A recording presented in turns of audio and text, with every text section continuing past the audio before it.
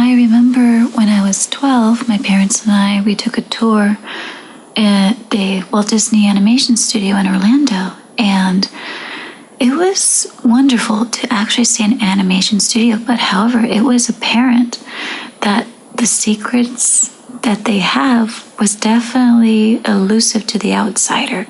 Because here as a tourist, we were behind a plexiglass, so that plexiglass was pretty much like a solid metaphor for like that veil as mystery. But so flashing forward, I still wanted to learn animation, but it was impossible at the time, because in order to learn, you would have to go to out-of-state university or a private college or even overseas, and it was virtually impossible for me at the time. Earlier last year or so that I started to take animation courses, and I'm telling you, I have seen so many online animation courses, but there was always still that veil of mystery. Flash forward to this year, I came across AMB's YouTube channel, AMB Real Animators training, and I was blown away. I just couldn't believe, the knowledge that he was putting out there, the lectures that he was doing. It just pretty much ripped that veil of mystery off the face of the earth. And the thing that really sets his archive, his online lectures and stuff apart from everyone else is the basics. That's the one thing that a lot of the books, a lot of the online animation stuff lack, was the extreme basics, And when I started on that archive, I started understanding the spacing, the timing, the arcs, the slow in, the slow out. And with each exercise, it builds up on each other. And as a result, I start seeing, the arcs. I start understanding and timing things in my head. And it was just so fascinating. And because of that, it just helped revive, my lifelong desire of learning animation. And it just made me so happy that I'm able to pursue and to dream of becoming an animator. So thank you. So, are you going to join the library?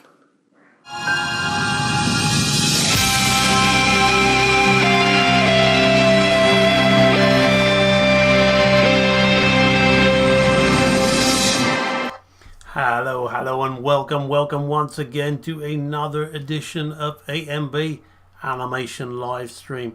Alright, so today is going to be a really fun stream. As you know, I've been working my cartoon animation muscles by studying who I believe to be one of the masters, or the master of cartoon animation, is one of the 9 old men called John Lounsbury. I've learned so much, and I'm so excited that I've created my own little character. I might even do a series of courses for the professional archive based around it. I'm just so filled with enthusiasm, and I thought I'll share some of that with you today as I try and find a walk cycle for the character that I've created. And I'm going to be implementing all of the things that I've learned and that I'm still learning from doing studies from John Lounsbury's work. Man, I've opened up a huge can of worms, and I'm just having so much fun with this stuff. Before we begin, I'm going to look at the chat, see who's online, say hello to you. We've got Hervonia Baker, the lovely Hervonia Baker. Nice to see you. Deruji, Moytunes, Red Fox, how are you doing, man? Nathaniel Thompson, she speaks a great imagination. I like the way she lines what she says together. Okay, I'm not sure who you're referring to, Nathaniel, but interesting.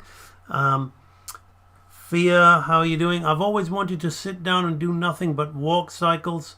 Oh, well, you consider investing in my basics archive. Spirit kept me from doing them.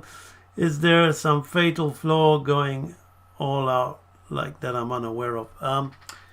Walk cycles are actually the fundamental. I mean, a lot of people moan that Richard Williams' Survival Kit is just about walk cycles. Well, there's a good reason for it, because the down, the contact, the down, the pass position, the up, and the contact, guess what? That sounds like a bouncing ball too. It's one of the secrets and one of the best ways to learn movements. So that's what we're going to do. I'm also going to look at some of your work in the Growth, Development and Progress archive. But before we do that, let's just change my screens. Do let me know if there's any sound problems. Okay, let me just quickly show you, those of you who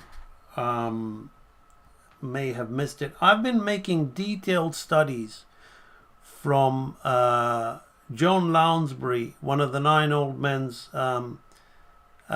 scenes and animations, and I've just been blown away by the cartoon drawing, the staging, the exaggeration, the appeal, stuff that that I wouldn't.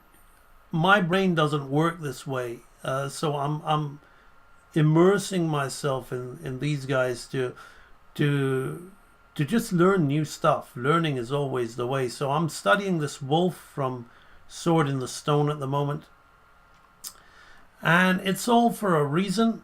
I've been designing this fun badger here. I've always wanted to kind of do my own, like, classic short, with a classic Donald Duck style. I've always loved Donald Duck, a bad-tempered duck, who just amazing fun gags, super cartoony stuff that AI would never have the imagination to do.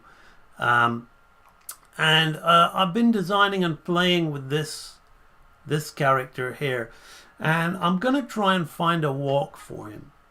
And I thought, as I try and find a walk cycle for these Nathaniel, the stuff I was breaking down, before was John Lounsbury's characters. The stuff you're looking at on the screen right now, this is my design. I want to design, and it's based very much on the shapes that I've been learning from studying John Lounsbury.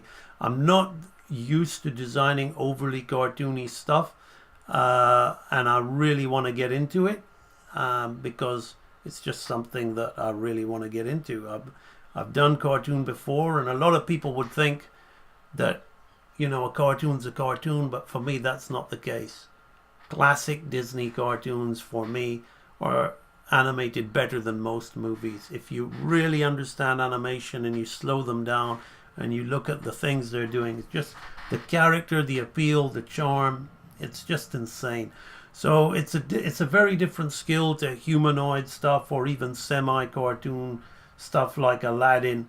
It's just a very different skill, and I've been immersing myself in it, in the best of it, because what Warner's is nice poses, a very chatty, doesn't really have the movement that Donald Duck, Goofy or Mickey has. Whether it's funnier, that's a matter of taste, but these guys, just outstanding stuff. So I've designed this badger. I'm gonna make a quick drawing of him, and I'm gonna share. Hey, Dylan Draws, how are you? I'm gonna make a quick drawing of him and share the shape choices. So basically, that brush is a little too fat. Let's work with how about an 18? An 18 is good. So basically, the head would be like just the usual circle, but it's a lot looser now. I'm not gonna stick rigid to it, and his eyes are gonna fit inside. Let's have him smiling for the moment. Right, so now I'm gonna build off this sphere with, obviously the eyebrows are gonna kind of echo the eye shape. Notice how we've got like this thing going on here, and the nose is going to come off there, and he's a badger because I thought, what's another bad-tempered animal that I can do? So, and he's going to have his smile along here. And I'm going to talk about how to get it so that you're not always having to flip the screen to check if your poses are working in inverse. That's a real drawing skill that these guys had, and I'm going to show you one of the secrets to doing that. So basically this is what's in there. So we're gonna, that's the basis of the character, but now we're gonna build his head on it. So his ears are gonna be like this, and he's gonna have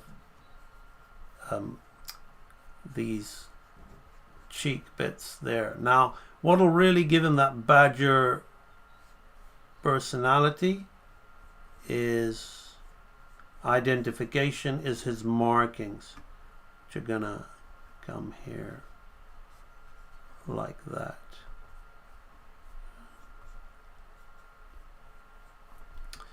So now I like these kind of bushy eyebrows because they give him that kind of grumpy old man potential about him. So this is where my kind of like playing around with the design has taken me to create this guy here. And of course what really makes his personality, as I said before, is going to be the markings. So we're just going to shade them in slightly to see that. So that's basically the head, and the body is similar. The body is similar to just seeing who's on the stream at the moment. I haven't created a short at the moment, so you're asking how long. Well, I'm creating a character to create one of those kind of shorts. Those shorts are normally 7 minutes, 5 to 7 minutes. So the body is going to be based on the whole badger, a badger kind of, he's going to be a little bit fatter, but I want to have him kind of like, it's almost like Chip and Dale, right? Now here's how we line up things, right? So I don't want his elbow going over his knee necessarily, right? Similarly on this side, we're going to put a bit of perspective in there. So let's say the weight is here like this, so this is counterbalancing. Look how I'm kind of lining all this up, but I'm creating perspective in his feet, right? Here like that. And I'm lining this up, and his head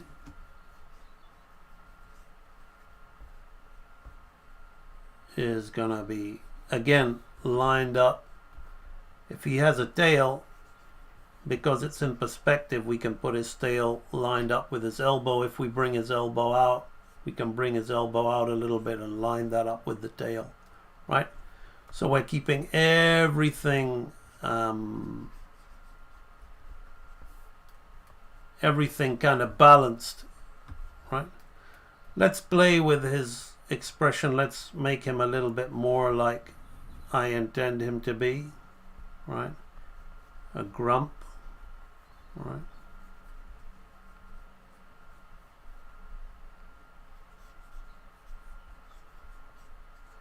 So the other thing is all of the wrinkles under the eyes and things like that. So that's how the body is going to work, and he's going to have, I did look at a badger, you know, so he's going to have a bit of fluff around him here, and his arms are going to be in here like this, right? So it's going to be pretty much something like that. So the finished guy is like this, right? So he's drawn in like this. But that's pretty much how we're going to animate and construct him. Very much using what I learned from the wolf and the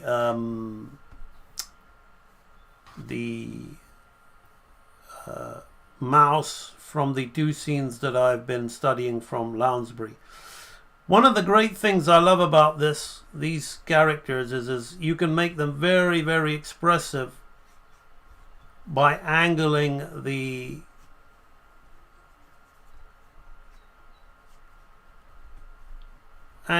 nose and fitting the mouth in this shape, right?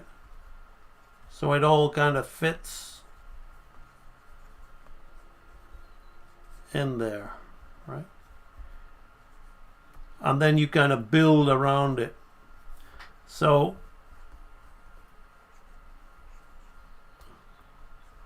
even if I've got his nose here, I can throw in a finger, right? And a few others like that. And then to avoid the mouth from being so simplistic, right? You start putting details around it. I'll show you what I mean. So let me just make that lighter. Now let me draw in something here, right? So I'm gonna slow down. So now around here,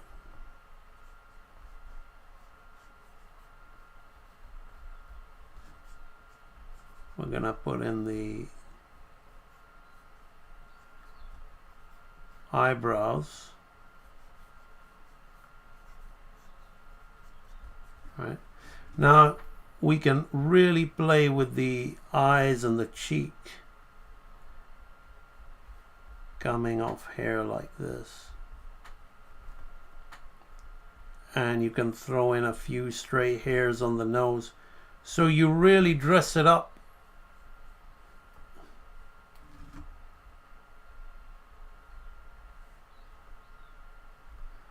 Now, Lounsbury likes to be clean with the teeth. But because I'm not just trying to straight up copy Lounsbury, I might throw a bit of my own. If that's going to be there like that, it's going to be like that kind of thing in there too. Does take a little bit away from the style, but I'm trying to find my own take of it, right?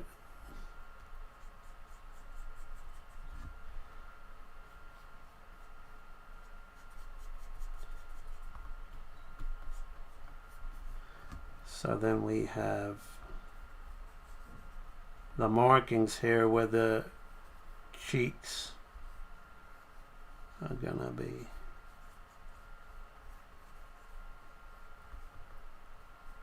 Like something like that.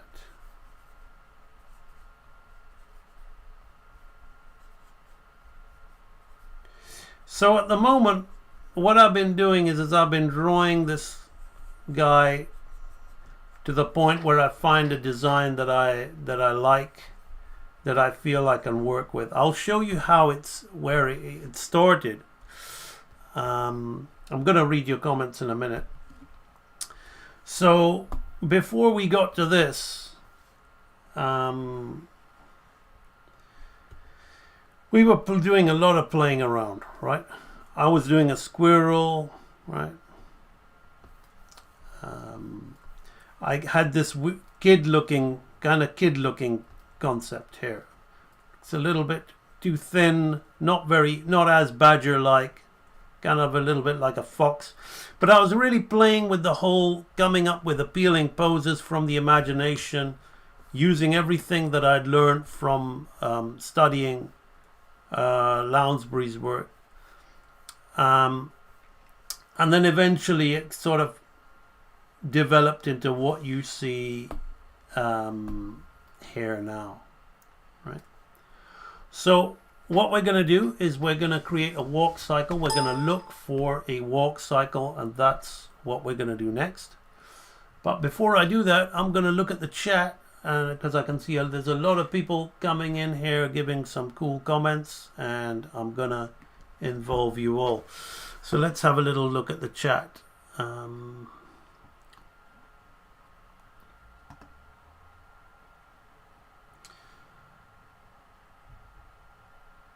Yeah, he's gonna be a middle-aged to old age guy. Yeah, when I say Chip and Dale, I mean the body structure. I don't mean he's gonna be like their size.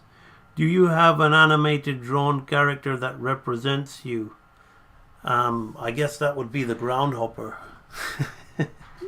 Okay, right, so we're going to be looking at people's work in the group a little bit. How are we doing for time? 20 minutes, but let's get started with this walk cycle and see what we can find. Now, the walk cycle, I've done so many videos on it. My whole basics archive, which you can purchase and be a member of, has got 24 different videos, all about an hour long, on walk cycles. So you probably got a day's worth of content, 24 hours worth of content of walk cycle, where there's about 6 different walk cycles split into four videos. So 6 walk cycle lectures with 4 sub lectures inside them. So I'm not really gonna retread the basics on this stream, but I will be touching on them, because now we're at a super advanced level. And if I was gonna do a lecture like this in a more step-by-step or course-like manner, I would be doing that for my professional archive, because this is beyond advanced. Now this is now you're sailing and you've got a character and you're really trying to. What makes animation isn't just simple movements and silly little tricks. That's why we are where we are today. With Silver Sun, how you doing? Andre Patin, how are you? It's not the new street time. I'm in the UK at the moment, which is also my home as well. I'm citizen of the UK, a resident of New Zealand.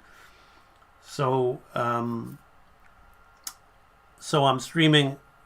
My streaming's never really had a specific time to it. So a lot of people today are really shit scared of AI, and that's only because the animation industry, before it became easy for anyone to do it, which is what software, when it became about the software, before that, when we used to animate on paper, the super elite guys were the guys who really, they didn't think about how can I make it move and how fast and how many seconds a day I can do and what software trick I can do. All they thought about was personality and character and how to put that into the movement. The movement, understanding how to get the movement right, is a non-issue for guys like us. It's all easy stuff, you know. What's the hard stuff is finding a personality for the character that's really gonna get it right. Now there are so many angry walk cycles out there, and I don't want to be looking at those. I want to be trying to find what's in my imagination. Otherwise I'll be doing an AI, right? So that's the whole point. That's what makes real artists, real animators great, right? Is we don't look outside when we want to express. We look inside and get it from within. So that's what we're going to be doing today. So my idea that I'm thinking of, I'm gonna think in terms of pure shape language, right? So I'm not gonna do it in that order that we do the basics: contact, down, pass, and all that. I'm gonna go straight into a pose which I feel does it for me, which is in my head is the up pose, right? So I'm going to be thinking of the up pose. So again, as I'm doing this, I'm thinking about balancing my shapes, but I'm not really thinking too much about the model, but more the shape language which conveys the character, the pose that I want, right? So I'm searching for a pose, and once I find that pose, I'm going to then base my whole walk around it. See, I want his chest bust out, right? And obviously if his chest is bust out, he's gonna be raising his legs high. He's gonna be kind of marching, and he's gonna look determined but really, really pissed off, right? So I'm thinking to have him in profile in this thing. Again, I'm thinking of how things all line up as well. So this foot is up, right? This foot, we got some torque. This is the foot behind, which is gonna be back. So that's a long stride, but I'm balancing it. Chest is up. This is gonna be this way. This is gonna be this way, and we're gonna have maybe in line with his foot is his arm, right? So all of those little things that I've been explaining to you beforehand, I'm now incorporating them in shapes, right? The tail is gonna be somewhat here, right? Like that.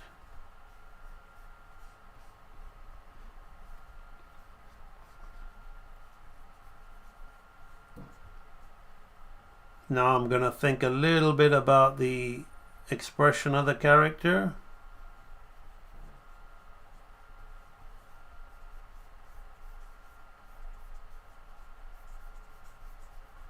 Right. Where I'll start finding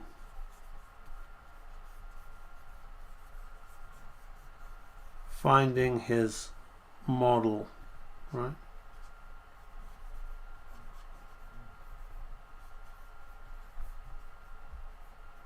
While I'm looking up, right?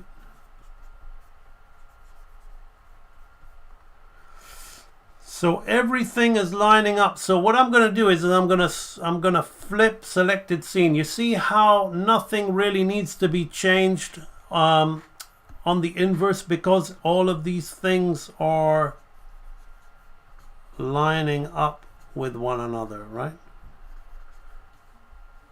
So even this, I'm going to have in line with this up foot here, like this. I'm going to really make that foot big. That's in line with the nose, right?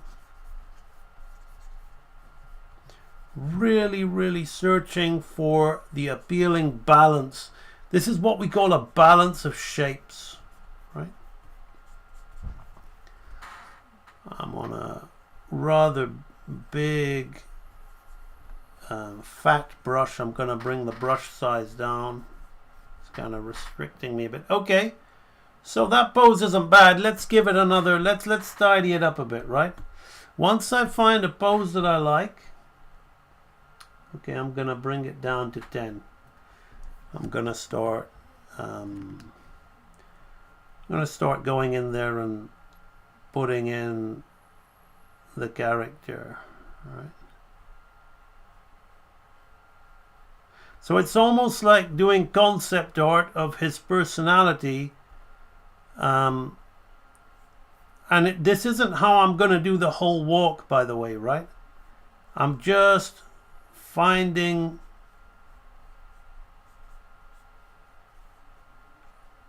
a pose that looks cool, that I can see that'll be a good walk. Maybe there'll be a little bit of his other I'm gonna angle his eyes just a bit up, look a bit more straight on.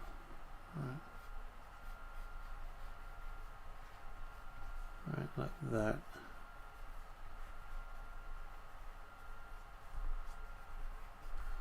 There we go.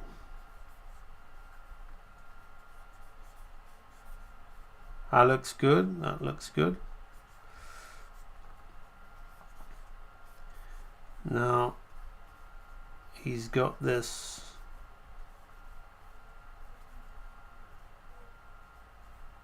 his chest and his stomach is gonna be out there like this. His back leg is there like that.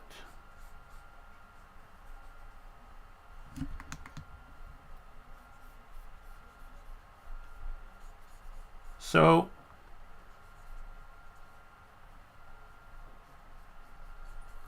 it looks like I'm being very tidy with the drawing, but I'm actually not. I'm just drawing something that's acceptable, right? I'm gonna turn his foot towards the camera, away from the camera rather. This one will be put towards the camera. Okay, this looks pretty good, right? I'm not sure about the fist. We can solve it when we start to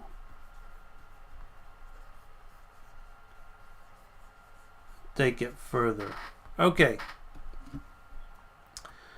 so this seems a little bit typical, but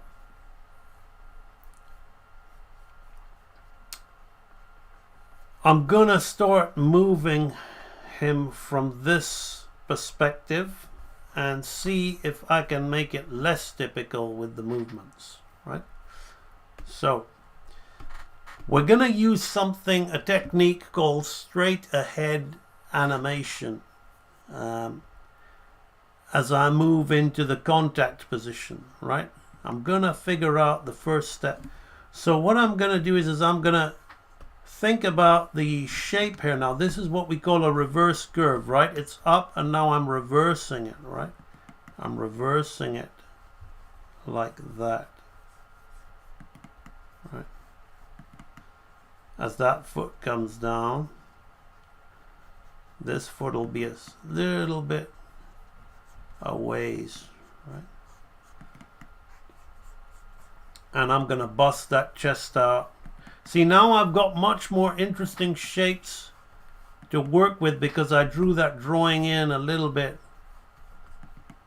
nicer, right? So I've got a lot more interesting shapes to work with. Now I want to turn his torso round, right, on the contact position. And I'm gonna bring his nose up and towards us, right? And I'm gonna straighten out that hand in line with the foot there, right? I don't want to have it off. The tail maybe can be a little bit out, right? Now we got this hair, right? So I want to be careful with that. I might have his fist come more like this, right? See how I'm thinking about those shapes like this, right? So I'm finding something that I'm liking, right? And I'm gonna have his nose come up, maybe not too high, right? And a bit of a 3/4, right? So his mouth's gonna be like something like this, right? This is what I'm looking for more so than this drawing, right? I prefer to draw. I'm capturing the personality more in this drawing than this one, right? This is like what's kind of like finding its way outside of my head. Now I'm kind of like, okay, now we're getting somewhere with the poses a little bit more looking like something good, right? As opposed to something that's just okay, right? So I'm liking this pose, right? So I'm not going to be trying to draw the character in and fix all the model legs and anything here, because I want to keep the essence of movement and personality in with this. I'm liking this, right? So again, from a straight ahead perspective, I'm going to be coming into a down position, right? So I'm just playing, right? So once we know all the positions of the walk, right? And once we know all the 12 laws of animation, squash and stretch, follow through, overlap and drag, primary and secondary action, I can really start thinking about what I want to kind of do, right? So if I think about what I'm doing in this down position, right?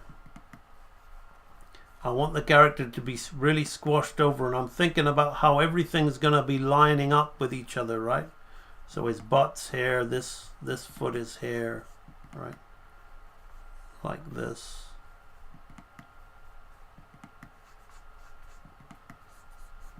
Now as he's going in the down, right? I'm going to have his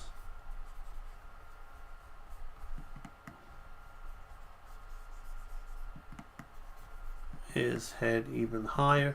Maybe that's no, yeah, I like that. I like that. So we're changing the arc of his nose, right? His nose is gonna be higher like that. Really playing with stretch on his neck there, right?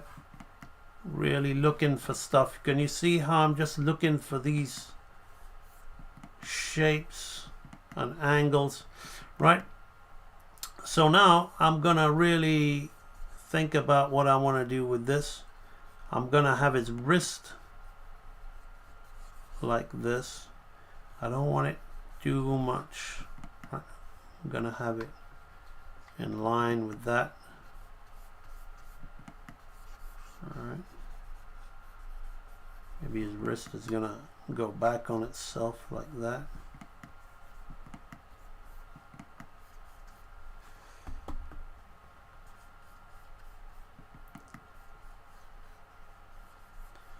And we're gonna kind of affect the shape of the wrist with the tail, right? So this fist is gonna drag,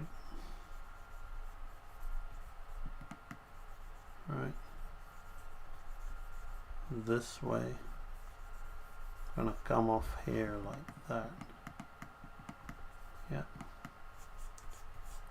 so we've got something like this. That's pretty good.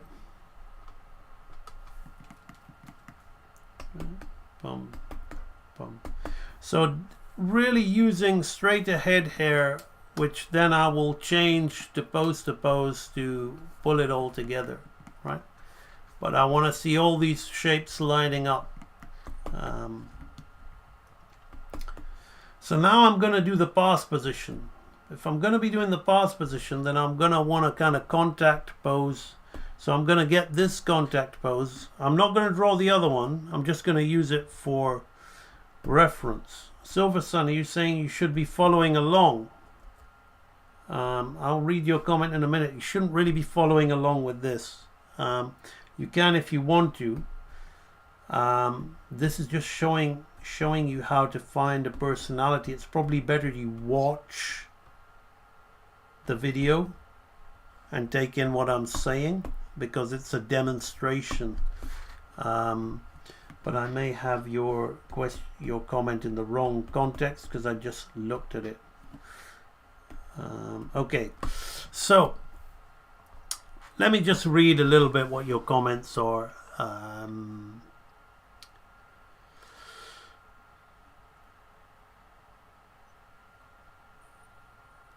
Dan, I'm an animator from Mexico. I particularly struggle to keep the character on model. Should I focus on the movement first? Yes, you should. Model is more down to familiarizing yourself with the formula. Once you know the formula, you can draw it. You can draw it easy. In order to know the formula, you really have to be quite experienced at drawing, because there's like a code there's a root code to figuring out for the formula of all characters, how many eye widths apart, how many, curves against straights and things like that. I'm doing okay, just veering off track this week, but I'll get back on. I've been wanting to do a walk cycle, so this should be helpful. Personality and character as priority is such a profound take on animation. Exactly. Awesome, Decap Dan.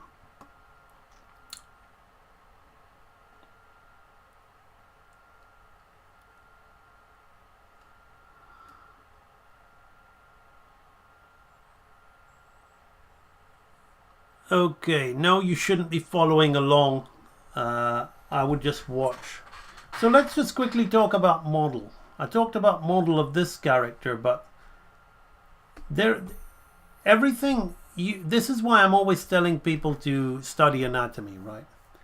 Because everything is based on anatomy, right? I've always said it, like the human skull. You've got the frontal bone. You've got the zygomatic bone. You've got the frontalis bone, the maxilla bone, sorry. You got the nasal bone, right? And you got that on the other side. And then that's the top part. That's what we call the calvira. You got the parietal bone and the occipital bone. Then you got what they call the maxilla, right? Which is the mandible, sorry. The maxilla is the upper jaw, which is the bottom jaw, right? And all of that kind of follows, like some people will tell you that draw a T shape for the... But all of that follows. So what the circle represents, and you can be very loose with it, is basically the calvira. And then you attach the mandible on the bottom. Now, if it was a person, you may attach a shape like this.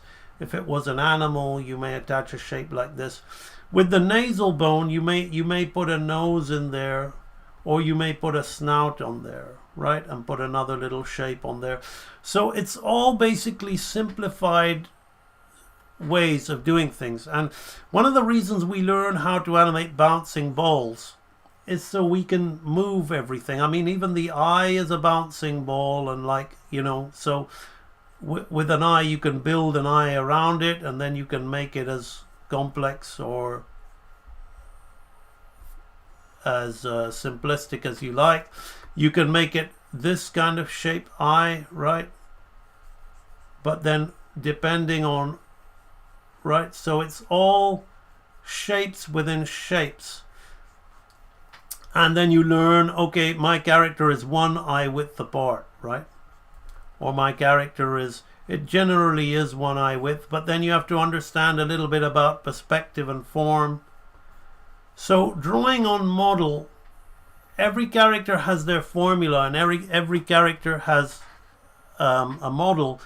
But the only way that you're really going to be able to draw on model is if you understand these basic things, okay? So you can divide a character in half, but this half, upper half, will represent the rib cage, right?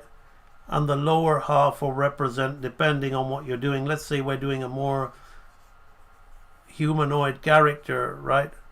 The lower half will have the pelvis, right?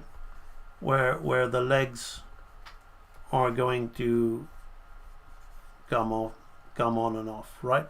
So you have that, or which is why many people learn the flour sack, and they divide the flour sack in two like this, right? But I personally like to put little arms and legs on the flour sack and have it more like, some people say, a chicken.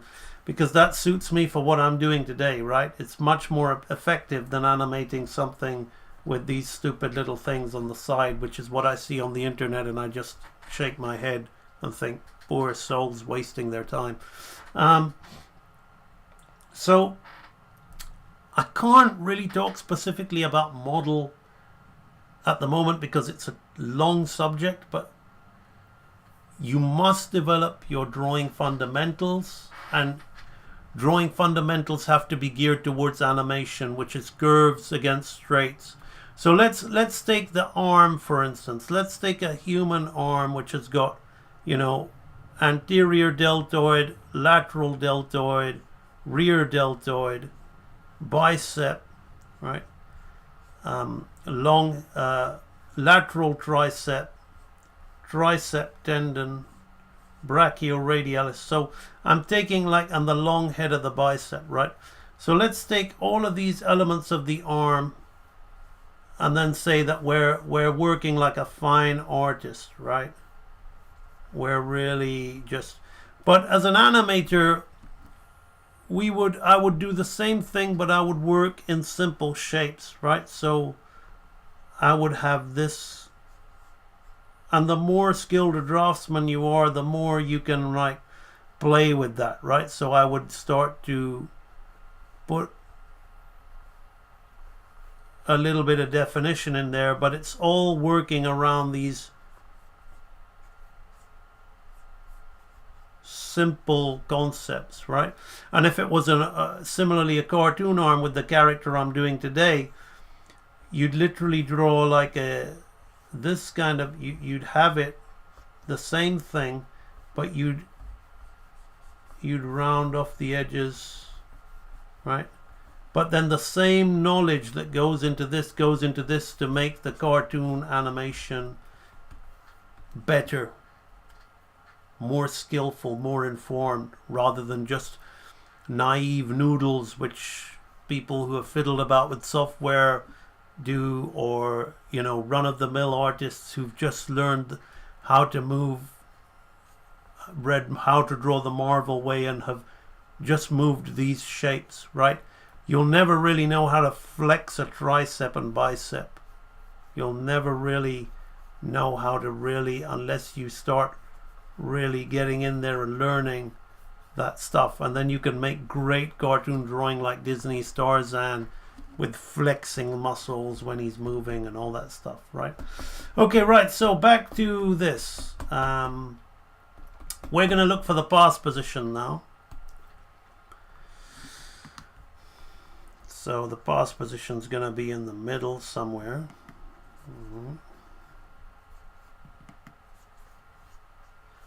I think I want to have him hunching his back, so we're going to reverse his back.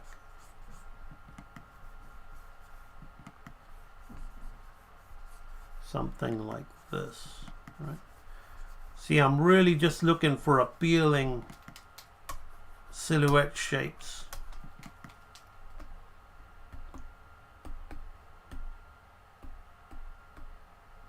Bum, bum, bum, bum. Yeah, so I'm gonna hunch this guy in.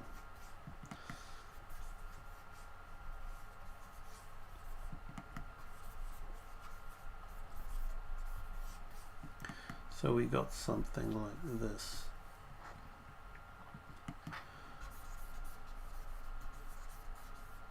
And his arm is going to be in line with that.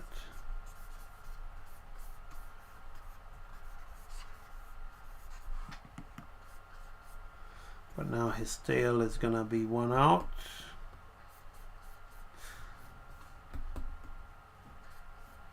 I'll have to figure out the tail afterwards, really. Kind of lost my flow a bit as I've gone and changed my topic. So I'm going to delete this and I'm going to start again. Now I kind of know what I'm looking for with that. All right. So he's going to be rising.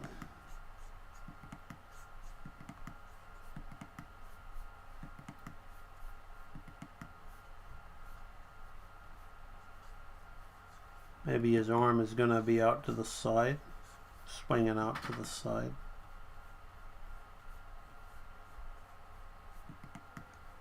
Yeah, there we go.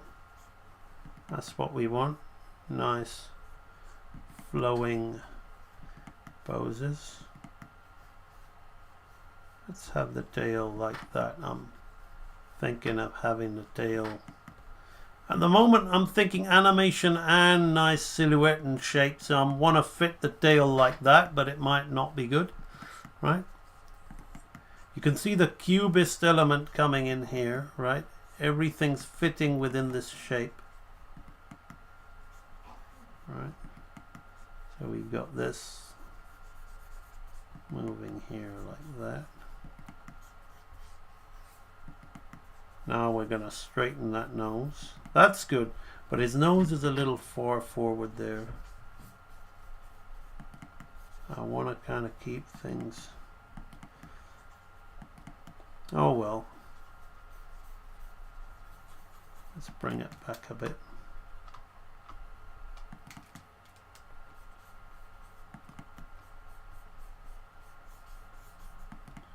That's good. That's good. So you see, even real animator training people, you see how different this is to the way I've taught you how to animate walk cycles in the basics, the intermediate, and even the advanced, right?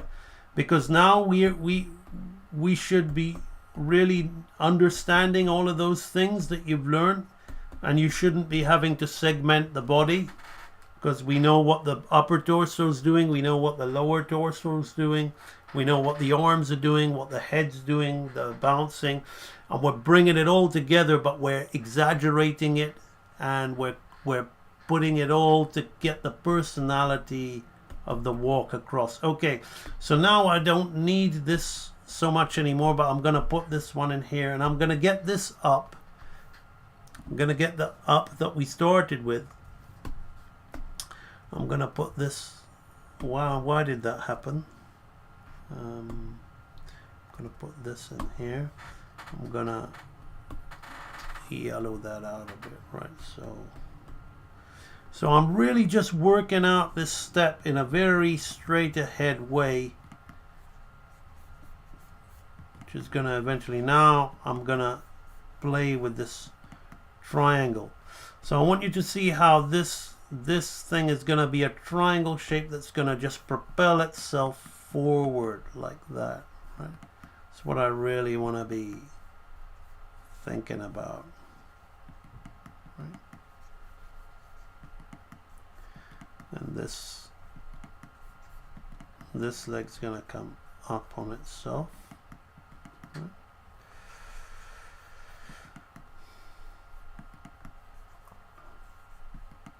So if this leg's up, then this arm is going to be shooting forward, right? So if I want the fist there like that, and I'm going to have to think about what I'm doing with that elbow, right? So I want that in line with the foot, like this. We want this arm through here. See how I'm trying to fit those arms in a triangle here like that? I talk a little bit about this in my intermediate archive with the flour sack, how we fit everything together. Right. Suddenly we're going super shape. Now this is the up, so we're going to bring the nose down. All right.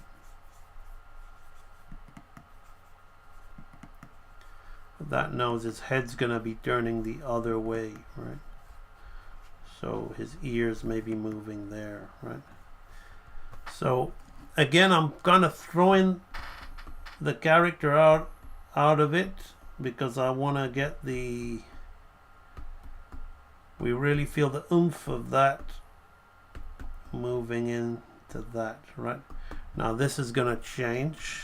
We don't need this, right? So we need this to go the other way. I'm using it for reference, but I'm not intending it to be the exact same pose, right, that we had for the other step.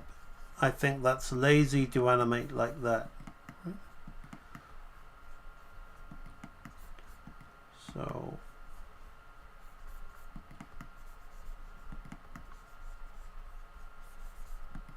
let's have his arm here and his fist in there. Shoot that back there like that. Want nice clean shapes, right? Then that nose is going to go up, and there'll be a bit of the eye there to indicate the head is going this way. Okay. Boom, boom, boom, boom, boom. That's good.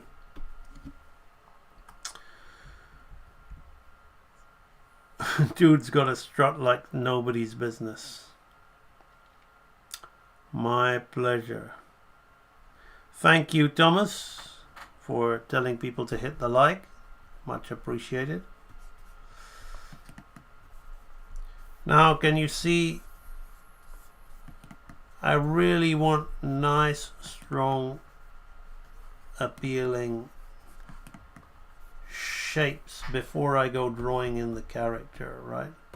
So this is the up, the contact, the down, the pass, the up, and the contact, right? So now we're going to work on the other side. So I'm going to do this one a little bit more like the traditional one, right? So I'm going to get my contact to contact, right? Here, right? And I'm going to jump straight onto the pass position. So I'm going to take this pass position.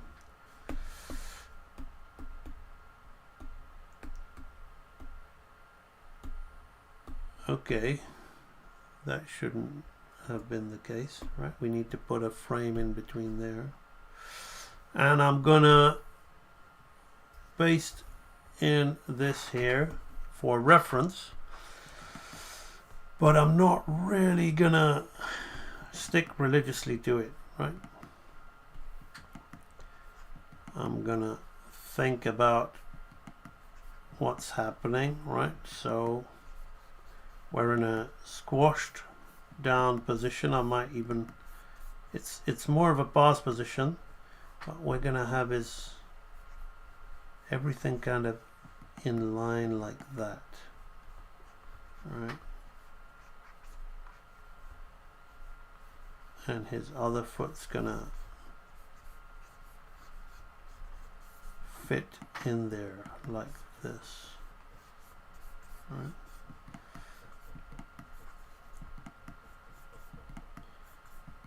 We're gonna have his nose a little bit lower, kind of like where the head is. It's all good, but we're gonna bring his eye, gonna bring him into profile here, right? So here I'm gonna change what's happening with the arm. I'm gonna think about the arm in relation to the nose, right?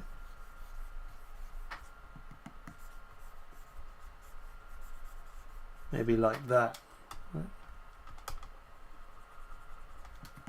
So we got the nose here, but we keep the edge of the arm in line with that, right?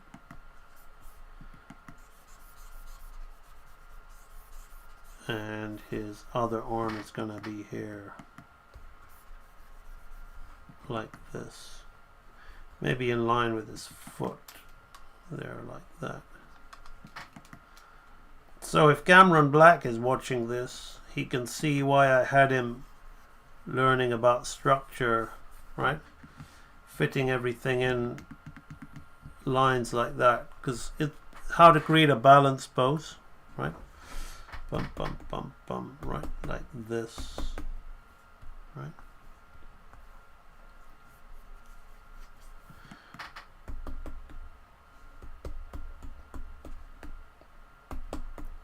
See, now between here and here, I'm going to put the down. So I'm going to take my other down here, and I'm just going to see what I did there, but I'm not going to at all use it for, like, stick to it, because things are going to be different on this side. We need to see different shapes, right? We need to think about different things. So he's going to be coming further down here, right? Let's drag that down here like that.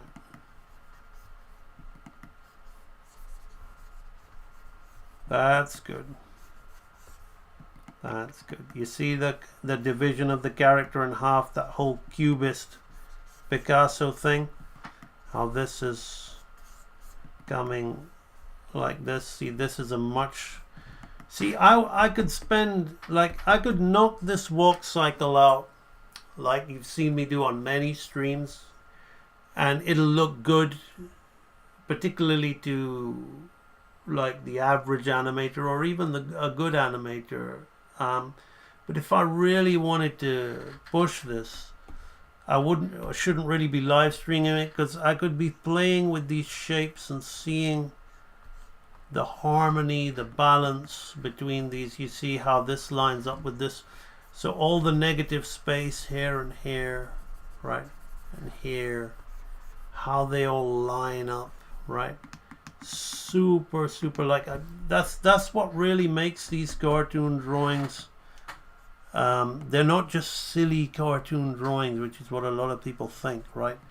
In my opinion, these are some of the best drawings you're gonna find in animation, because they really, very few people in this day and age, in the Illustrator age, where they draw half a face, or they have that formulaic face with those big eyes, and they think that's the Disney style.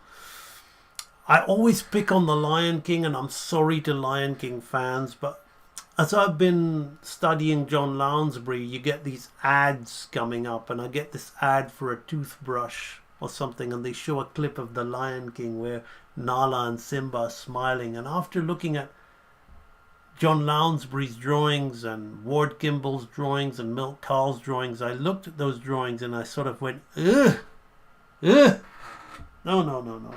I used to wish I could draw like that. This so formulaic. You can see the construction in those drawings. It's so formulaic in comparison to what the 9 old men did. It's yeah. So, like, I'm really getting into watching just how these guys operated. The old guys, the old guard, the elite guys. Right, so I'm gonna change what's happening with that. Right. Then we're gonna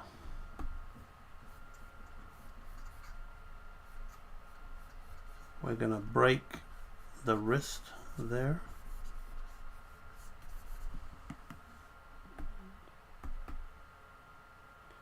Like that.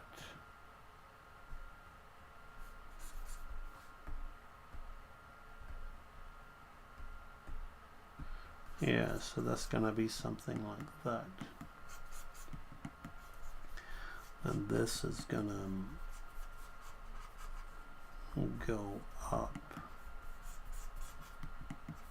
As its head is at a different angle, see, I'm pushing this even more. See the negative space between hair and hair?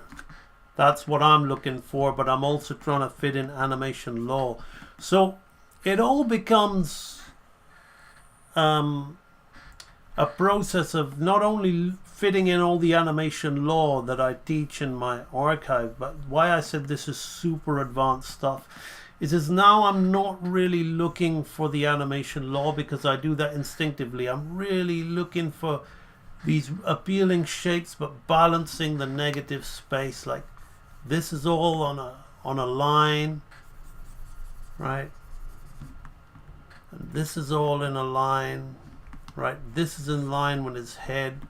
I'm now habitually drawing like that, right? And I've always understood it. If you watch videos from years ago, I've been teaching it to people on YouTube for years. I've been giving you free drawing lessons. But as I was looking at this animation, I was particularly blown away at just how much of that stuff is in this piece, right? And this is like the most ridiculous thing. It's like a mouse beating up an elephant. But what blew me away about it was every frame was a work of art. Like every frame, they really thought about all that negative space, what's lining up with what. It wasn't just, you know, in some animations they say you got to have ugly in-betweens. This thing had no ugly in-betweens. It was just insane. And I'm finding the same thing out as I'm studying this wolf by John Lounsbury. There are no ugly in-betweens here. There are no things that don't look like, everything is perfectly balanced. And I'm now like thinking, okay, well, I'm gonna start trying to look for that stuff. So I'm already finding this cycle. It looks pretty typical in the movement, like a typical angry cycle, but it looks appealing. It looks good. I'm gonna stick with it and see what we get. So let's then go into the up. So I'm gonna rework this up position, which was a little bit drawn in too much, and I'm gonna find better shapes for that.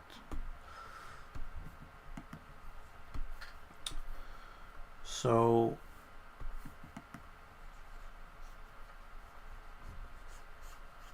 as I find better shapes for that,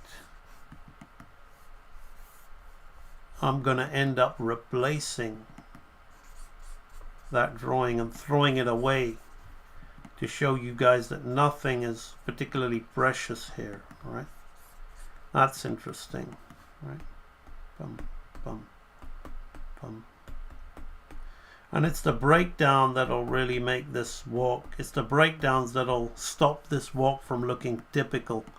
Like you heard me say, oh, that's pretty typical, right? But it's the breakdowns that is gonna... Now, that's gone into the pass position. So what I did on this pass position, I'm not too sure about that actually, because the up is now all the way here. Right? So I'm gonna have to think more in terms of this square. Right?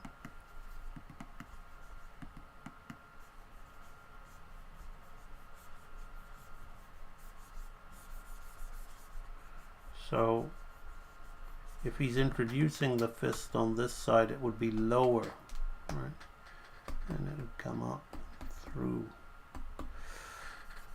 like that.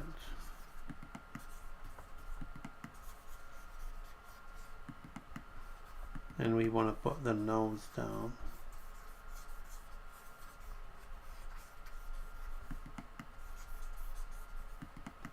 Okay, I'm gonna delete the existing one because this looks more interesting to me.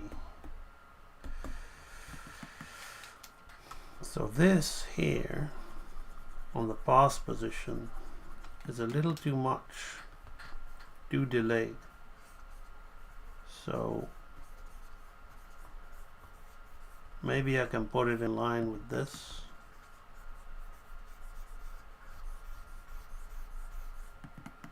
Maybe we can put it in line with this. Right. That's better. Bum, bum, bum. That's better. That's much better. You see how I'm looking for this movement, right? Which becomes straight. That's what we're looking for. Excellent. Yeah. So I'm gonna take this now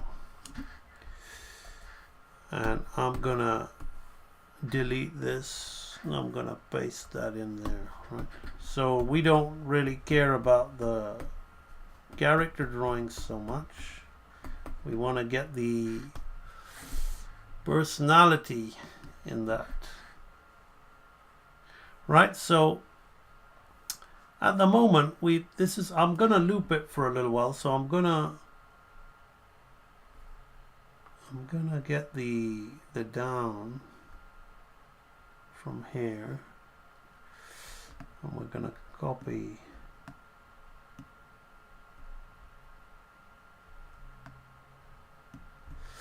edit, copy panels, edit paste panels,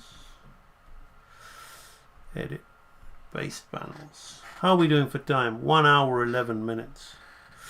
How do you get the attitude? This live stream is staying up. That's what the whole live stream is about. Jean or John, John penetration. Okay.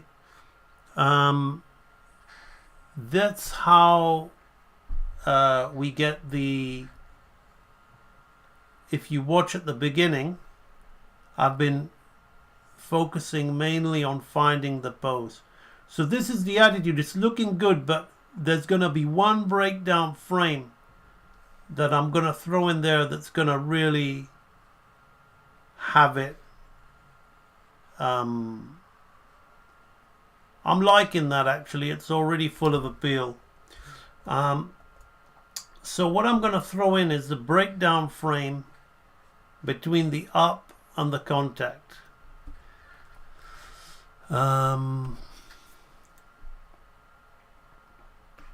And then we're going to talk about putting it on model, which is what the other question was about. So what I'm going to do here, which is what I learned from slowing down Donald Ducks, is I'm going to have him kick his leg out and drop the leg, right?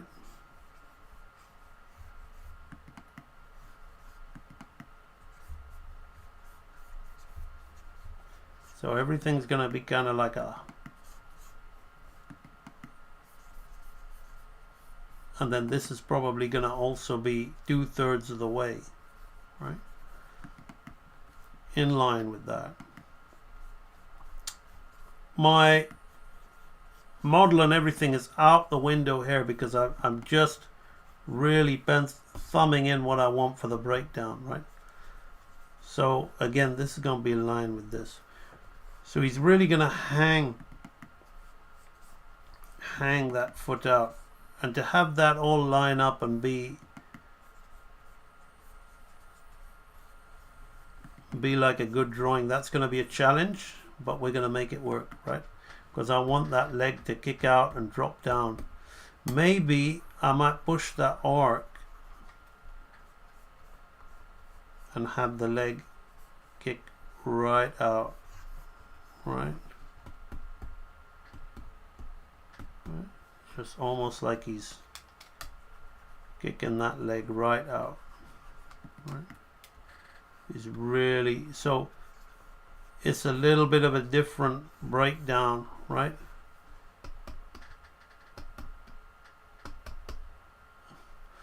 So we're gonna have another go on this side. Gonna really kick that leg out.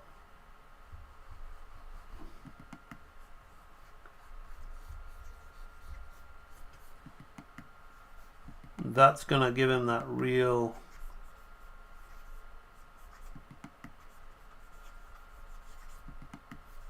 attitude, right? Gonna put that 2/3 of the way there.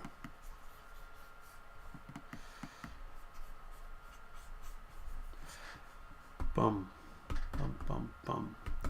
Right, I'm just gonna see what that looks like. And it doesn't matter if it doesn't work. It's the way I'm thinking. My drawings may be too rough at the moment for it to register. But, oh yeah, I feel that. I haven't put it between there and there, so we're gonna get that. And we're gonna put it between there and there.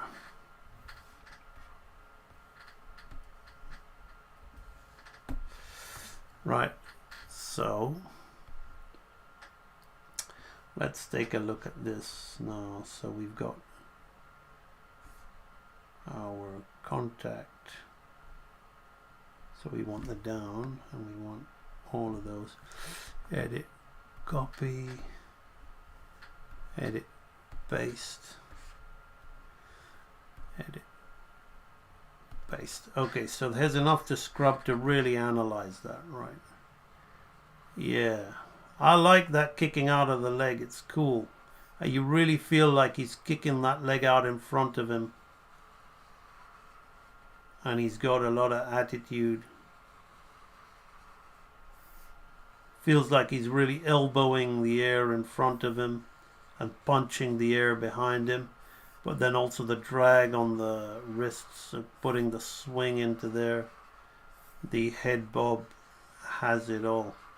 Okay, I'm ready to move forward with that. I'm ready to start trying to make a model out of this guy here, right? So that's so I found something that I can work with this character, right? It took me around about an hour to find out the model. Now, before I go drawing in this model, I'm gonna, as promised, I'm gonna take a little look at some of the stuff, some of your work in the growth, development and progress group. So let's bring it in. This is the group on Facebook, the community. We have got 4.1 thousand members in here. If you're not a member of this community and you consider yourself a real animator, please do go ahead and join it. It's absolutely free. And if you go to the featured section, what's great about this is I've given you this gift called Real Animator Preliminaries. You simply copy this passcode and you click on the link here. And you don't have to give me an email or anything. I ain't trying to spam you anything, okay? This is for people who join this group. You could get 9 free archives from my training library. So you get 3 from the basics archive, 2 from the anatomy archive, 1 from the intermediate archive, and 3 from the edutainment archives. Now you got a basic animation walk in here. So what you'll figure out about Real Animator Training is in the course basics archive, which you purchase from me, this is the first lecture you get free in this group. This is 1 hour 22 minutes where we just focus on getting the legs right. So you're going to learn all about how to get the legs. So here in this video at the moment, you're watching me bust this out, right? But there's going to be rotation, there's going to be hip balance, there's going to be hips rotating. What are the legs doing? We spend 1 hour and 20 minutes just on the legs. And that's how Real Animator Training works. This is why it's called Real Animator Training. You got 4 videos on each walk cycle from a 24 series video, where you have 1 video for the arms and the head, 1 video for the legs, 1 video for the timing. Okay, so in this Facebook group, you're gonna get a free video all about basic legs. So if you haven't joined this group, hopefully that'll get you to join this group, if anything, right? So let's have a look at what's been posted in the group. I'm going to look at this one in a minute, but first I'm going to look at Herb Theo's pendulum series without the full swing. So let's have a look at what Herb's been doing with the pendulum. So he's been working from the basics archive. So you got the basic pendulum swing. That's looking pretty good to me. The pendulum, the weighted pendulum swing.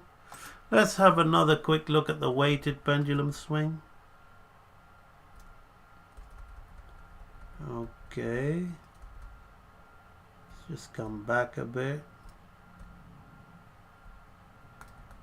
So comes, okay.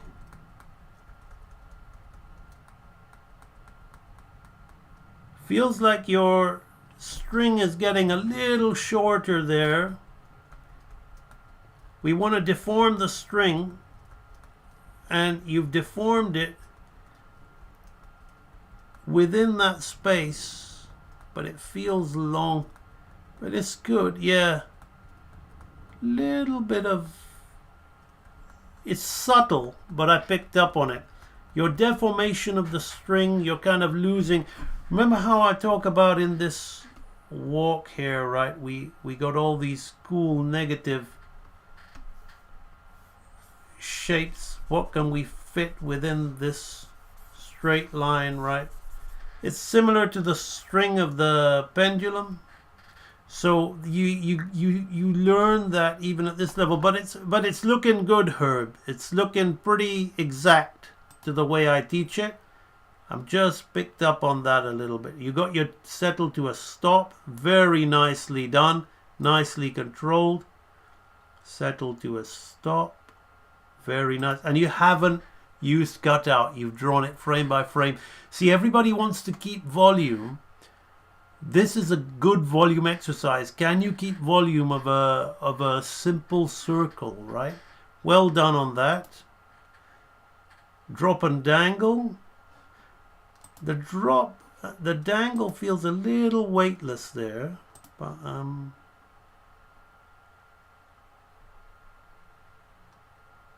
in theory it's all good. You're practicing your slow in movement, which is good. That's actually a really solid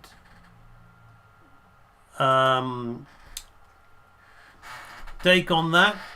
Few things feel a little off, probably due to the spacing. Maybe you haven't gone wide enough, so it doesn't feel when it drops and dangles as hard. But everything, the principles are all there and it's all working. I would say that you were probably 90%, 90 to 95%. So that's a very good recreation of the exercise. Excellent work, Herb. Cameron working on perspective. These drawings look a lot cleaner, Cameron. I looked at them a little earlier. It's good to see that you are now being a little bit more decisive about your lines. Now, Abby O'Shea has done the flower sac primary and secondary action in the intermediate archive. It was tricky but rewarding to learn how to make a sense of relatively complex piece of it. My animation tends to be very stop-starty. Okay, let's see how you did on this one.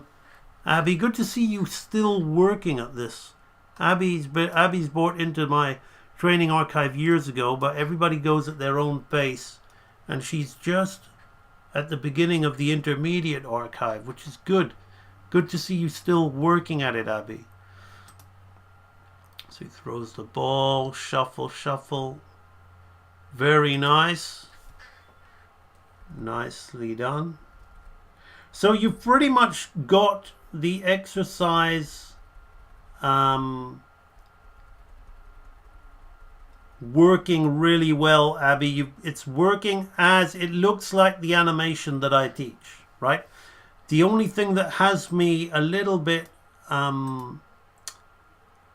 thinking about pause for thought is while you've referred to it and you've got everything timing wise and pose wise pretty accurate. It's kind of a little bit like what I'm talking about in today's lecture of how we're really making appealing poses all line up. Now, what I teach, particularly in the follow through, overlap and drag lecture in the intermediate archive, and although I'll be the first to say that when I made those lectures, I'm not the draftsman I am today. I made those lectures about 5 years ago, and I'm been continuously growing myself, but I'm growing on the principles that I already know and teach in those lectures. So all of this information that I'm putting in this video is actually in that lecture, and it's in the one before with the waving flower sack. You'll remember how when I talk about the flower sack, I talk about how we really try to think about making his arm and his leg kind of match up, and if he's gonna be like reaching right like this or having this hair right, really I always think about, okay, where I call them leg bags if I remember, and we try to have those leg bags in relation with each other, and then we hang the stomach off there to get squash and stretch. So that's how we really start to get even nicer looking poses of the flower sack, which you can see goes straight into these characters that we're doing here. So let me just turn that off. So if we look at your video of the flower sack, Abby, I think you may have traced over your roughs with these clean lines, and it's everything you've done. You've not done anything wrong, right? You've gone over it. You've really studied the exercise, I can tell. But next time you go into drawing a character like the sack, let's not try and be so careful with those perfect.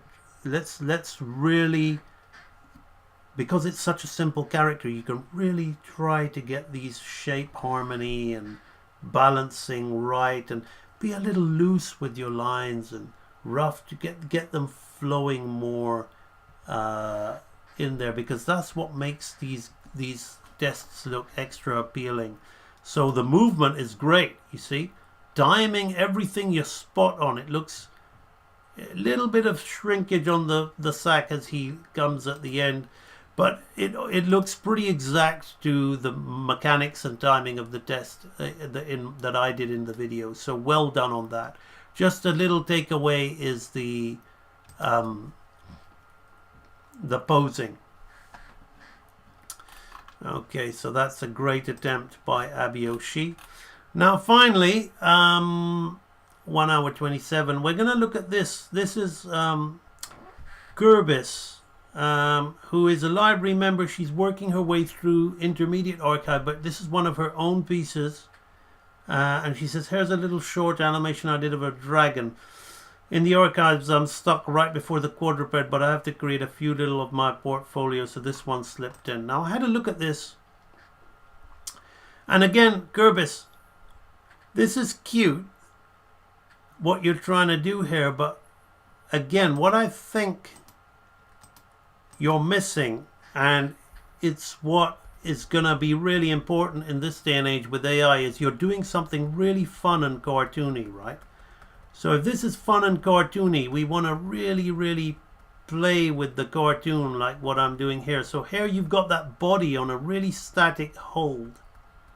And there's virtually, you've got squash and stretch in the neck, but there's no real squash and stretch in the mouth. You're being very, very careful with the volumes here. And he doesn't really do, as he does this takeoff here, he doesn't really anticipate down enough, right? And there's, for a character with his, that's a good stretch, right? That's a nice stretch pose. But then as he comes up here, the squash is good too, but it could be even more, right? And you could really push the poses a lot more. I do like the little whip in his tail here, right? So you do show some nice squash and stretch in these and some really nice appealing shape choices. But if we just take a look at this wolf that I'm doing from John Lounsbury, and we look at the amount of stretch in the mouth, right? And squash in the mouth as he let's zoom right in there actually. Let's really look at this face, right? Look at the little exhale. The mouth, it's really solid, but it's also not solid, right? Look, if you look at his eyes, they're far apart and they're close together now, right? And then as he breathes, he's like, his squash and stretch on his muzzle is insane. It's just so alive, right? He closes his eyes and his fur all goes messy just for a frame. And then we've got the tongue drag. And his head gets really big, right? And then it gets a little smaller, right? It's so as you're doing that, right? I urge you, particularly with the little antics he takes, like this, he should be bouncing around a little bit more, right? His feet are too stationary and stuck to the ground. I like the little tail anticipation, right? Before the jump, the tail anticipation is great, right? But he really should be, he should be going up a little bit and then going down, and in the slow end on the down we have the anticipation on the tail, but you don't have any of that up down on the body or the front and lower legs, and you got great anticipation on the tail. So while the tail's anticipating, why is his legs just stationary? You're missing so much opportunity there for squash, good squash, right? Good squash and stretch. And that would have really enhanced this stretch here, right? And then what you can do here, like here, his mouth is super small. You could make his mouth super big. Like I slowed down Milk Cow's Shere Khan. And like it's even the same with this. Like look at this elephant. This elephant gets big and small. Like, but you don't notice it, right? There's so much. When you keep freeze framing it, then you do. But the elephant, like even when he like bashes it, he bashes him smaller. They even play with the change of his volume with that. But like here now the elephant's quite big. Now it's small again. You just don't notice it. They get bigger and smaller to enhance. Like the guy's hands get bigger when he want to grab. When he's grabbing his ears here, look how long his hands get, right? How insanely long and big his hands are. And his hands get really small in other things. I teach this in the advanced archive of the training library with the peacock run, right? So here, if he's going to be taking the bite, yes, you want to stretch the character, but we want to really emphasize, even then, we want to really emphasize his mouth getting bigger, maybe even on the anticipation, right? Then here, so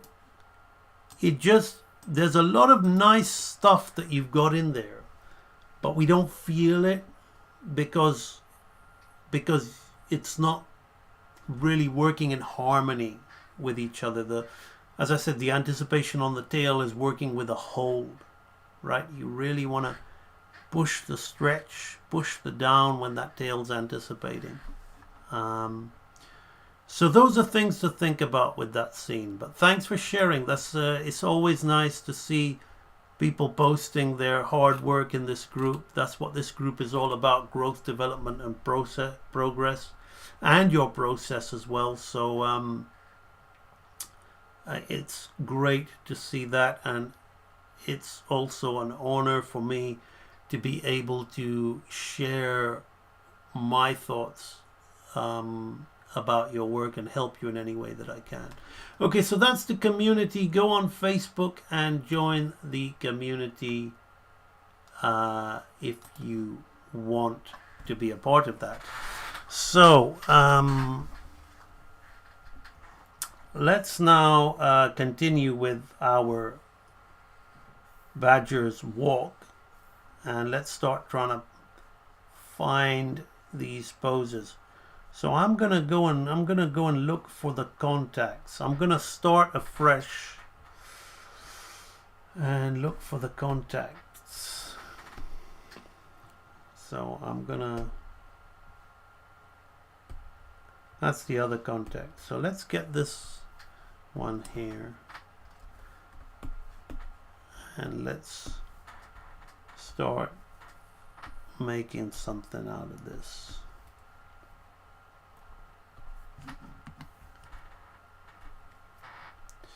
But before I do that, I'm going to take a quick look at the comments to see what's going on in the chat.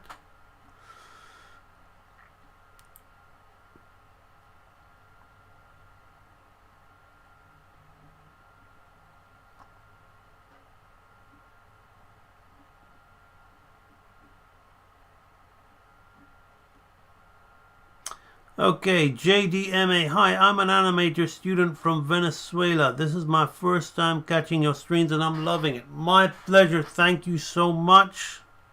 The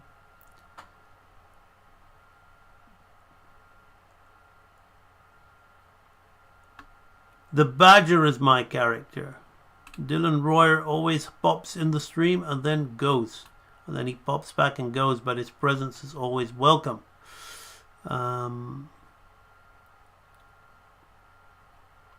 Alright, so that's it at the moment. Let's continue with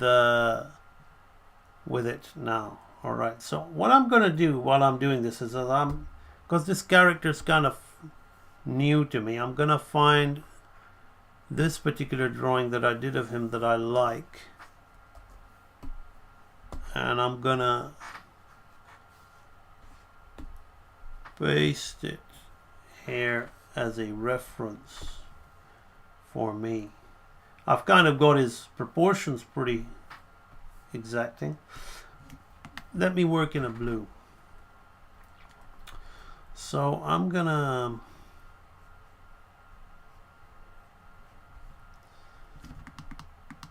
start with the eyes. That's what I like to do. I'm gonna start with the eyes.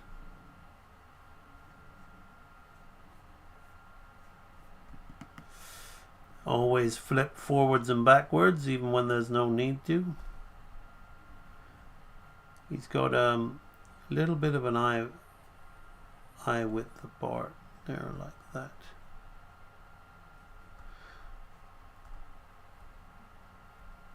So we've got the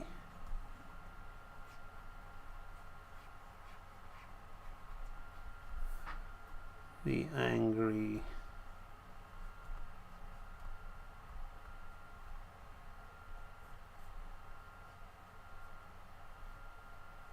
it's the nose that we want to get right.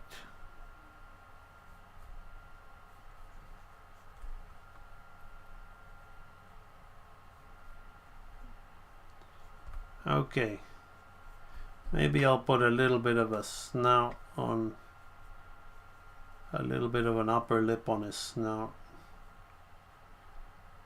Get that lower lip there. I'm liking that. That's good.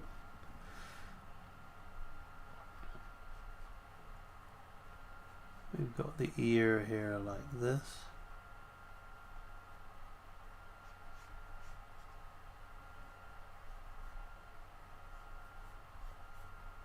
And that'll go and stop there like that. Pretty cool, pretty good.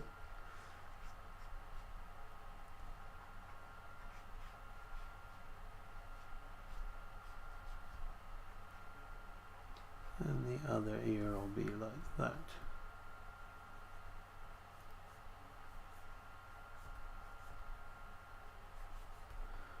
All right.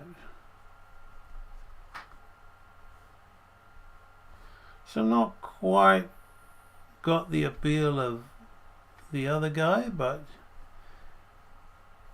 enough to work with, right? Now, here's where his shoulder is. So he will have something like that. Don't like that eye.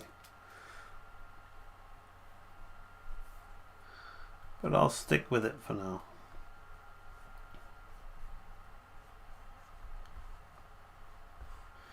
Okay. So we're gonna get the... See, I could do that, which is cute, but I want to feel a little bit of stretch in his chest, so I'm gonna pull it. I'm gonna put a pull. You see, the curved line makes a difference. If I can curl it right into that knee, but it takes away the tough guy, the pull of the chest, right?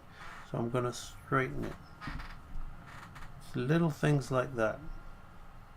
Now here, what I'll do here is I'll just put a straight line here, but I'll put a little tuft of fur there to get his elbow going, right? Now I'll put a triangle here, and that can be his fist based around that. Maybe I know what the problem is there. It's a little too much on that side. I want a little less. So the person who asked me about drawing on model, you can kind of see as I've just kind of designed this character, I'm working out the model hair.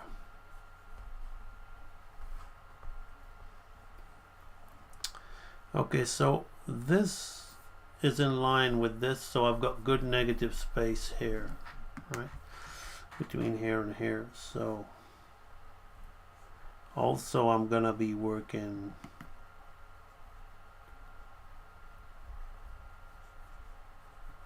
with his forearm here. Notice how this is all one shape, right? Pretty good the way that that transition keeps going with the rough. So now I'm going to draw a square here, right? And I'm going to create some fingers. So this is the whole cubist thing. So within that square, I'm going to create his fingers and thumb like that, right? So we got his fingers and thumbs going in there like this. So now I'm gonna put a little bit of his knee out, right? See, because I've drawn it like this, but we want him to have his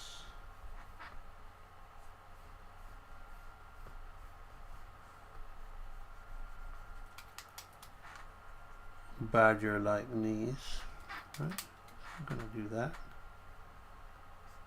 I'm gonna make his foot bigger here because it's a contact, and notice how I'm making it, like, again trying to keep it in line with the negative space that occurs here. But the way we're gonna not make his foot look like a big moon boot is we're gonna separate his toes like that.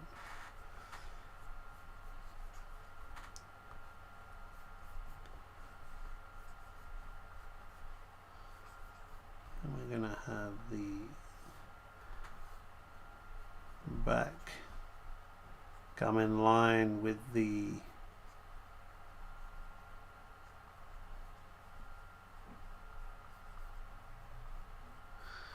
so his foot is here like that. So this is his back. So now I'm going to think about the tail. And the tail, I haven't really thought much about how the tail animates, so I'm just going to throw it in there and refine that later on, right? Okay, so that's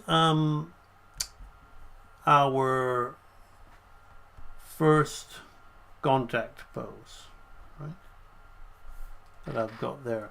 So now what I'm going to do is I'm going to be doing the next contact pose. So I'm now taking this in a very pose to pose manner, right? So that's the other contact pose, I believe. Right, so I'm going to take that,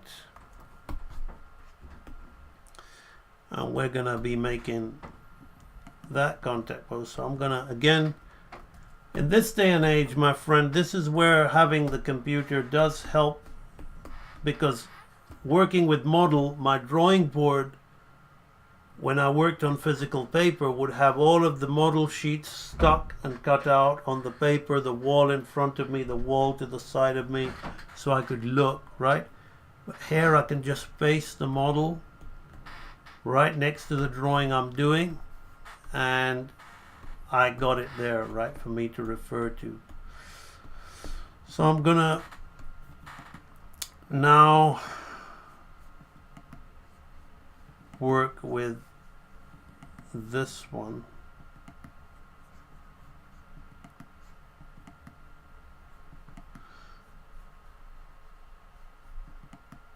So this drawing is a little bit easier and nicer for me to work with. What I'm gonna do for the hand is a little bit different, right? I'm gonna do the palms, and again the same cuboid thing. I'm just gonna make little rectangles, but a line in the middle there, and put another one there, and that's gonna be the thumb, right? Just like that. So can you see how this shape, let me just color that in for now, right? That's what I like about the undo tool. And this shape are what makes up the arms, right? Super important that we understand that.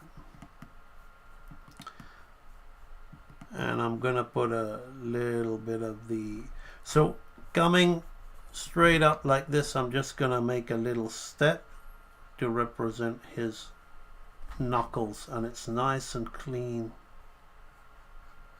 like that. Maybe I put a little underarm muscle there for the skin to come through. Now we're going to do his head, but we're going to do it like a profile, right? So I'm going to do this, I'm going to get his eye. I'm going to put his eye shape here, and I'm going to have his pupil almost come out of his eye, right?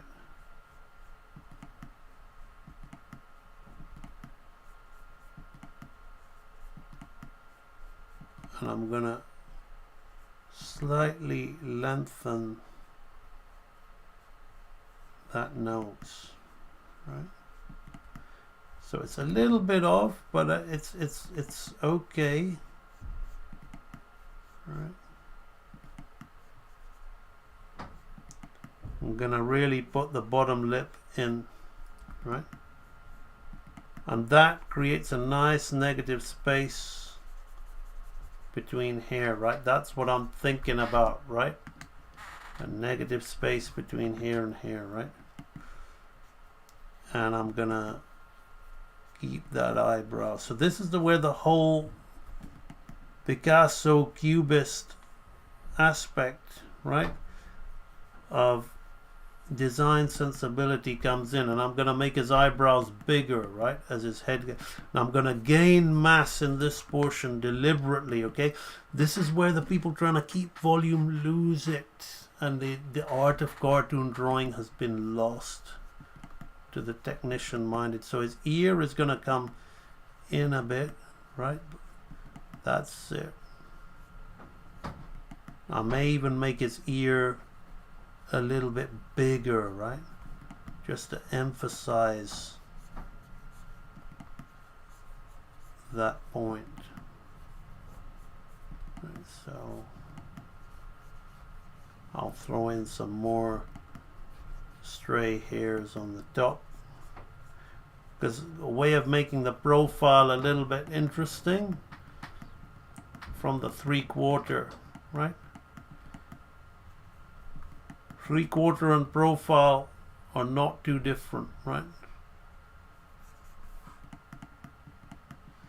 but it's enough to make it interesting, right? And again, here we want to look at the nice negative shape going on between this and this here, right? That's what we're looking for when we're doing this kind of drawing. So now we've got a little bit of the back. So again here, if I talk about negative shape, when I make the little bit of the back here, I'm going to have it coming up. So I can think of that right there like that.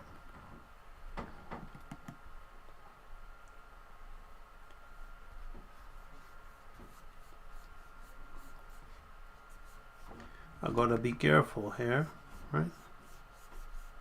Because I was thinking about those, so I might put just one stray hair in there and have that come in there like that, right? Because we're seeing the back of the character, that little tuft, right there like that. Maybe make it a little bit bigger along the back, but I want to show the shoulder there. So here I'm challenged, but I'm not gonna get caught up in that, right? Because it's gonna lose my flow. So I'm gonna come in here. Now I want that tough guy, that whole tough guy thing, right? But we're gonna be seeing the belly, right? So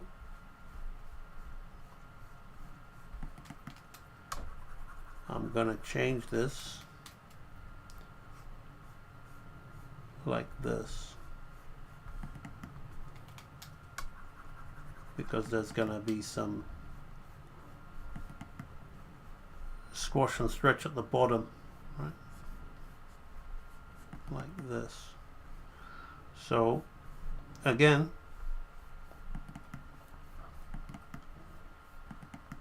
the legs pretty much as is, but what I'm gonna do here is make this foot bigger than the other one, because it's the one that's closer to us, right?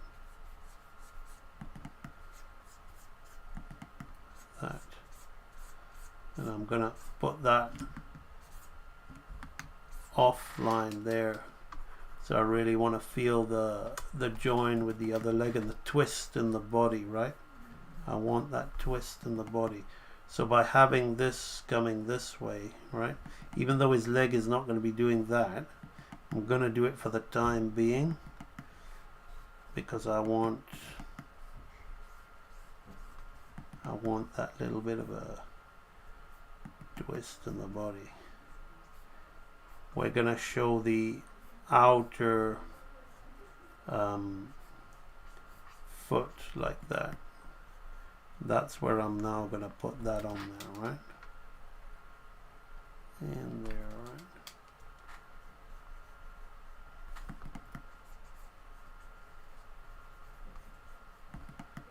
So we have that nice shape. I'm going to make the belly a little bit fatter here. It's all about fitting stuff in. Right, so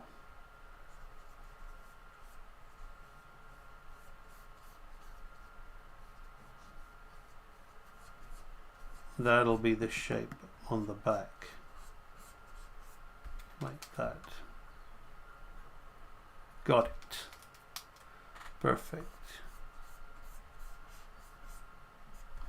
Just like that. I'm gonna rough in the tail. Again, we want to keep it preferably in line with the negative space, right, between those sections. Let's just flip the storyboard over. You see it works in inverse, works in inverse.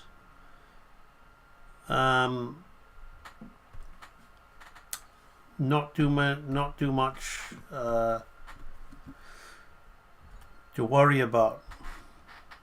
Is flipping. Never use onion skin. Never use onion skin when you're animating.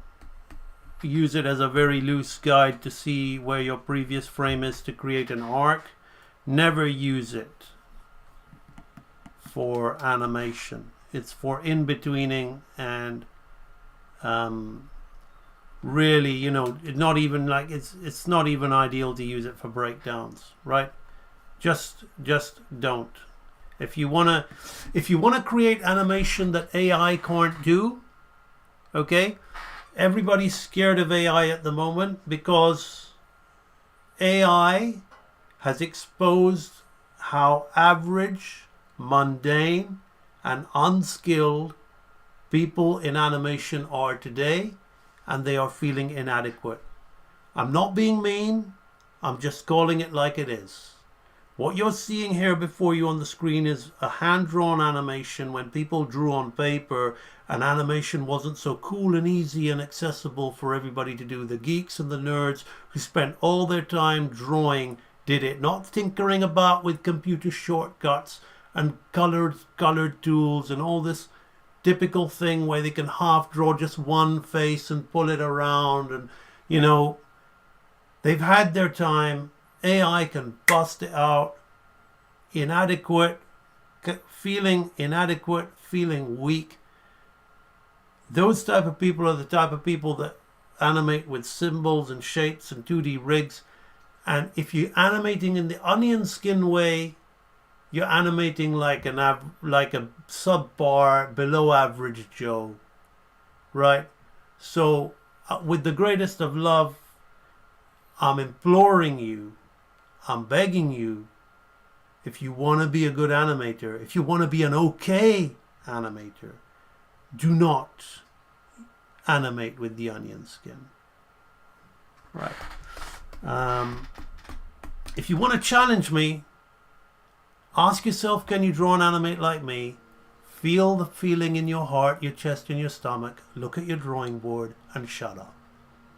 All right? I'm sorry if that sounds mean, but let's just get... My system is the real animator training system that are in the background. I care about animation, and now in the world of AI, I want real artists and animators to wake up, love themselves, and love their work. And this is something to be taken extremely seriously. Okay? I've always been saying this. 7 years ago when I started my training system, I've been saying this. And sometimes, you know, as I said, more and more people have found it easy to get into animation. And art, real art of any kind, is filled with obsessive, passionate people. And a lot of people just very fragile.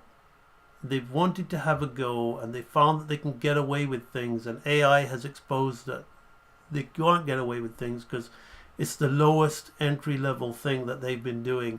So if you don't want to be that, then listen to somebody that has the skills and that's going to tell you the truth about what you need to do to improve. It may hurt a little bit, but what hurts more? Watching your dream go out the window because you mistakenly believe that AI can do what you can do. AI can't do the stuff I'm talking about now. I'm searching for attitude. I'm searching for a character, a personality inside of me. Ask AI to animate a mouse wrestling an elephant and see what it gives you. It won't give you what it'll give you. Even if it references that Goliath thing I showed you earlier in the stream, it will not give you anything to that level. Somebody's had to sit down, and you can go frame by frame by frame and look at each of the art and the drawing. The average Joe isn't going to care, but the artist is going to care. And that's the way it is. Animation has now returned to the people who owned it in the first place, the artists. And the audience has never cared that much about the quality. South Park, The Simpsons. More people know today who Bart Simpson is than Donald Duck. I'm talking about people from other countries. I met some of my relatives from India and I said, Donald Duck. And they barely knew what I was talking about. And I said, Bart Simpson.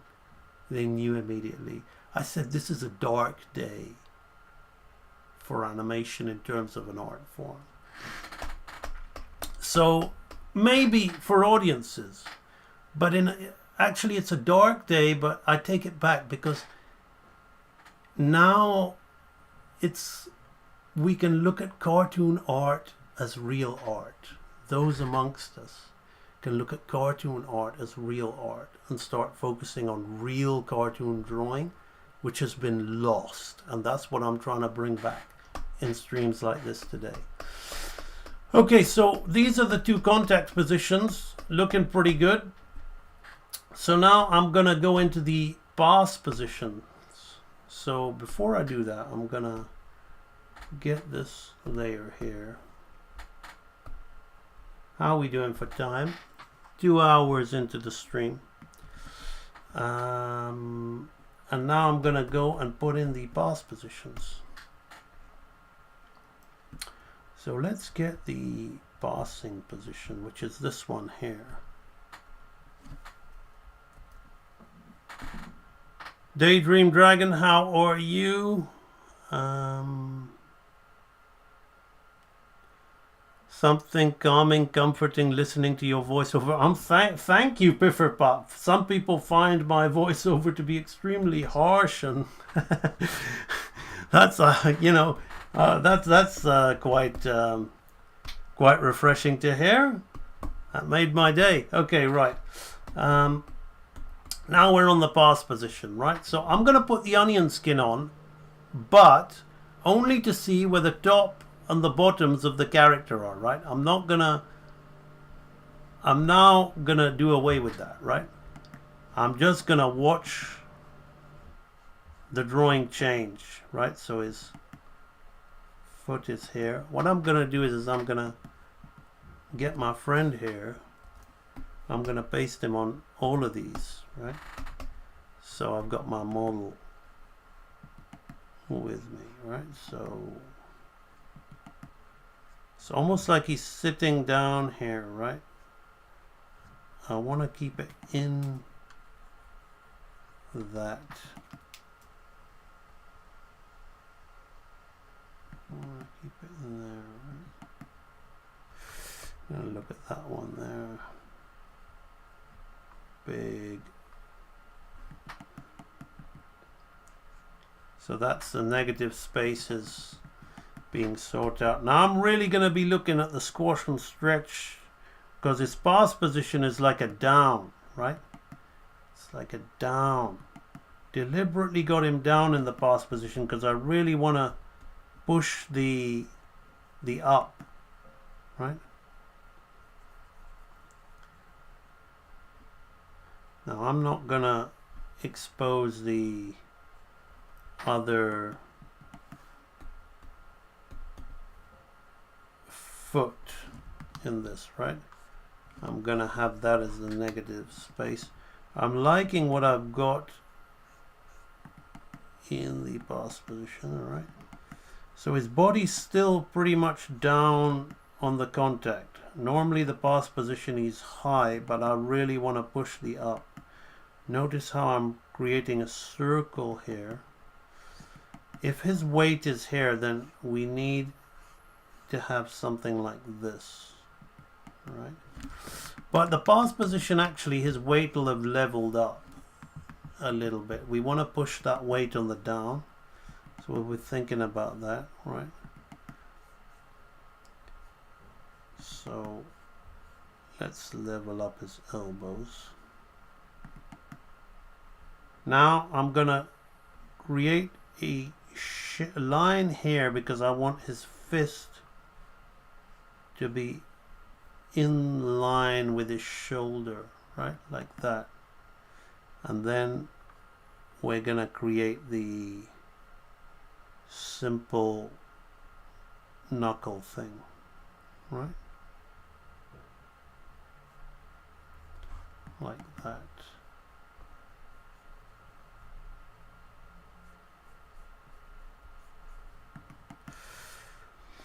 Now we've got the other. So there's gonna be a little bit of .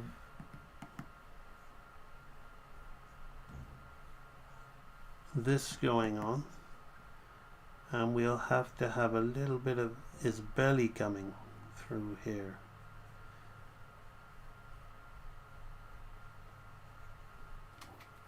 So I gotta be careful with that.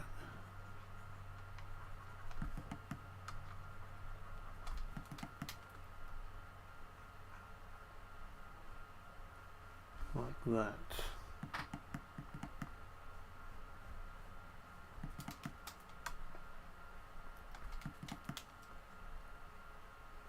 Let's make it more bean-like.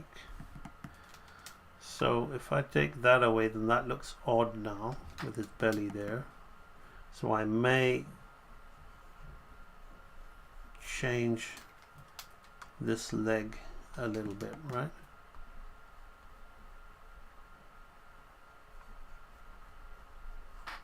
To be in line with this, right?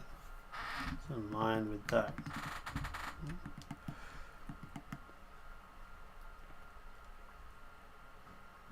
Now I'm going to keep the fist. Let's change the angle of the fist. Let's draw a triangle here like this. And let's see the top section of it.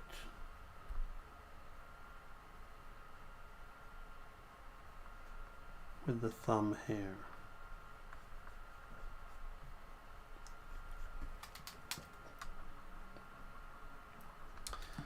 So it's going to be like this. Right? And then his thumb's going to be there like that.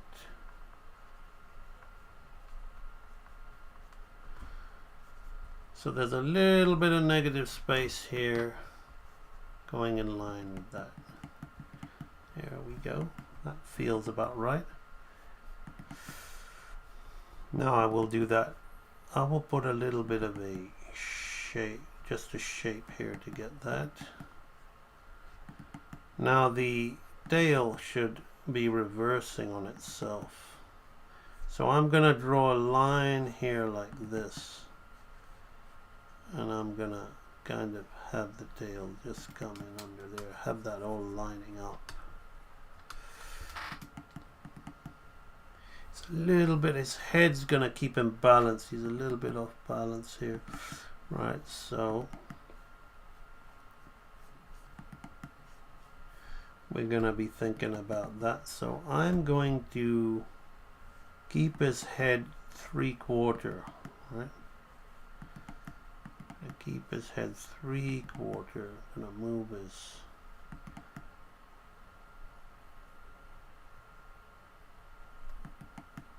eyes down like that.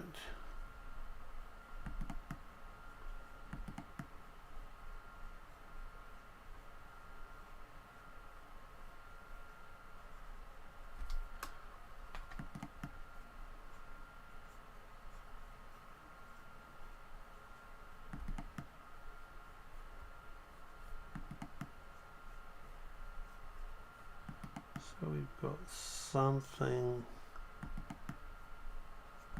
like this. Looking good, looking good.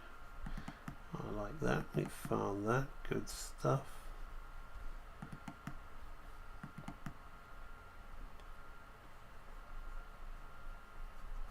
Get his eyebrows in there.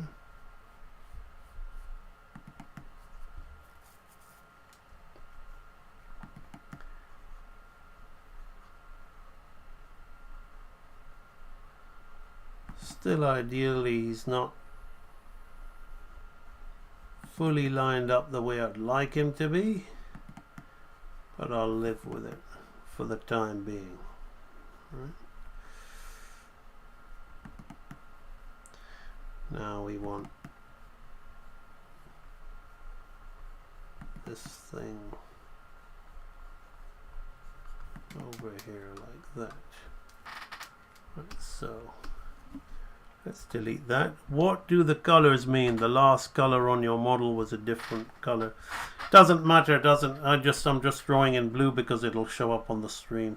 Sometimes you'll see animators when they work on paper drawing in different colors, because we would have a color for the rough, then a color for the tie down. Tie down was when it was ready to go off to cleanup, and the cleanup could know which were roughs and which were tie downs. So the tie downs were more accurate drawings and the roughs were completely rough. So you draw in red for the rough and blue for the tie down, or vice versa. But this, what I'm doing at the moment, there's no real relevance. Okay, so that's one pass position, right? Head's a little bit big and mousy there, but that'll do. Right, now we're going to get the other pass position in there, and the more I draw these in, the more I'm finding the character's model, right? So it's all good. So again, the light box comes here just to get the top and the bottom of the characters, right? Now I'm gonna go in here and let me again get my friend here. I'm pasting him for model reference.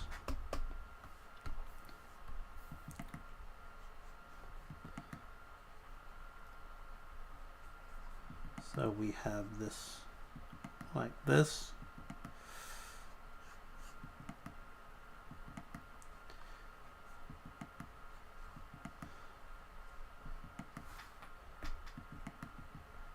And we've got his big toe there.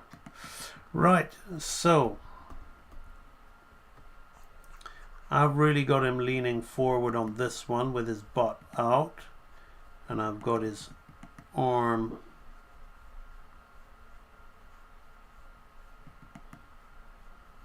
coming in on itself. I'm dragging that wrist, so we're dragging that wrist like that, and his other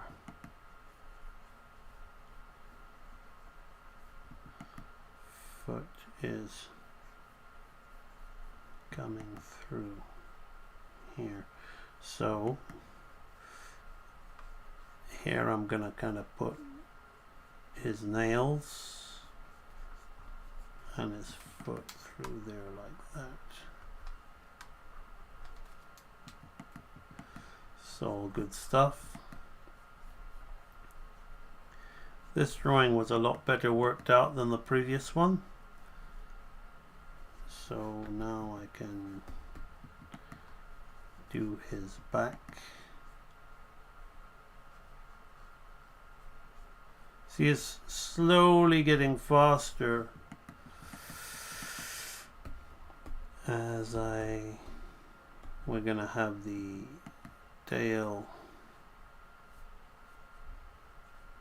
The tail will be more to this side, right? His butt's more exposed to us there, like that. Yep. So now I'm going to be focusing more on this head.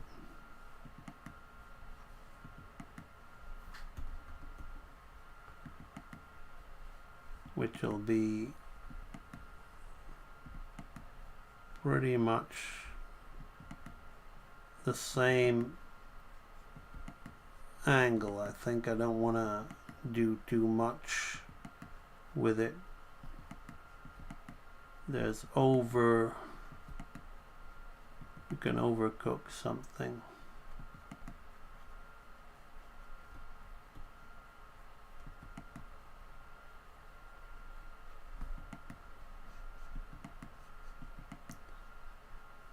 His ear will be in place. Can you see how I'm using the flipping and the model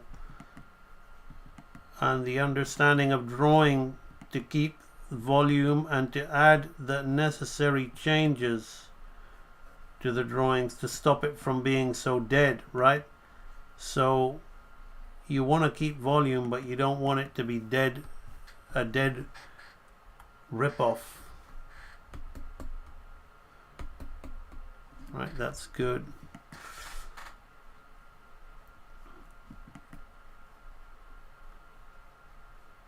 So we have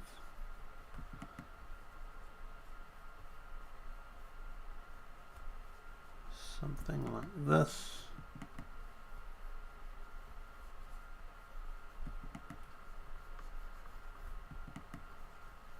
Really focusing. I like this drawing. It's in line with that. This is all in one line. Should be all in one line. So the negative space and then to the bottom of the foot is all in one line. That fits nicely. Right, that comes there like this. Hopefully this is really helping some of you with your understanding of how to get better poses, how to get better drawing in your poses, right? So that's the contact to pass to contact to pass to contact, right? So now we're going to go and throw in the downs and the ups. So let's go and throw in the down.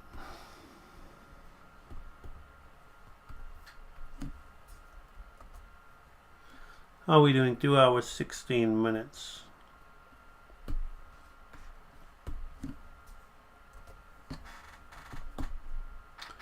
I'm gonna copy my friend here. Control C, Control V.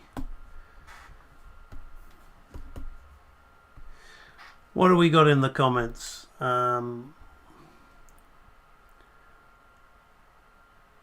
Roger Rabbit was why I started. I was like 8 years old, and funnily enough, even when I was like 8 years old, my teachers had me stand at the front of the class and teach the class how to draw Roger Rabbit. And here I am kind of doing the same thing.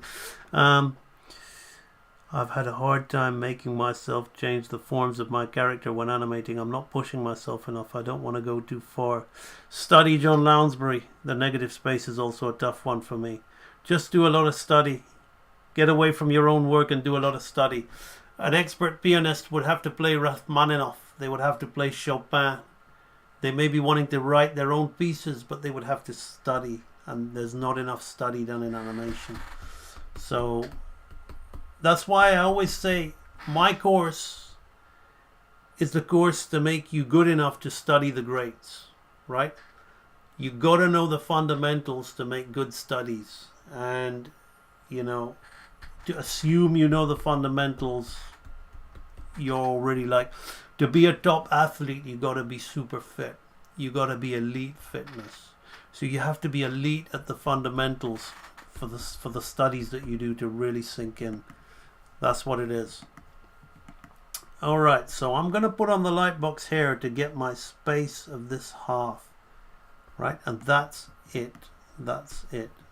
Right, now I'm going to, because I want it to be halfway between this one and this one. So that's why I put on the light box. Now I'm turning it off to actually animate. So now I'm going to put in some squash and stretch. Right, I'm going to weight his butt down even more. I'm going to push that down even more.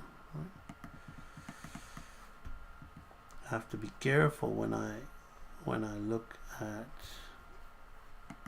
the next frame. All right. I got to work with the next frame in mind. Right. So rather than flipping between this and this, I kind of know it's going to work, right? I'm going to lose volume if I don't look between this and this, right? So I'm going to really look at how I can kind of balance the squash and stretch with that pass position, right? So that's he's got to come right down there like that. Now I've got to look at this back leg just simply to watch how we take the foot off the ground, right? Again, I'm keeping that in line with that. And I'm going to put it completely in profile. By losing some of the nails, we're losing some of the volume, but we're changing the angle, that whole cubist thing, right? That's why Milk Cow loved Picasso so much, right?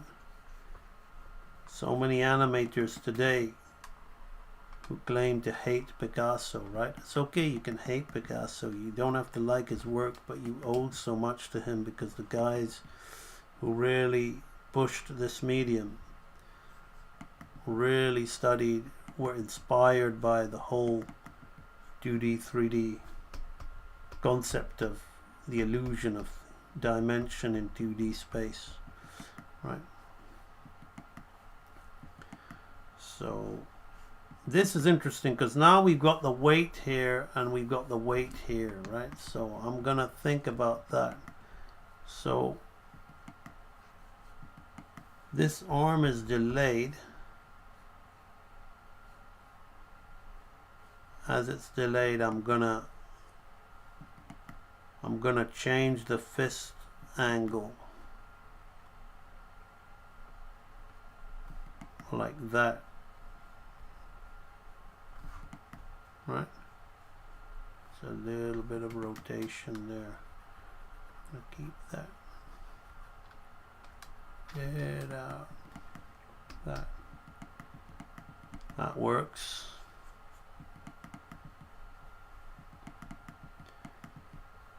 Right. Now the shoulder will be up here like this.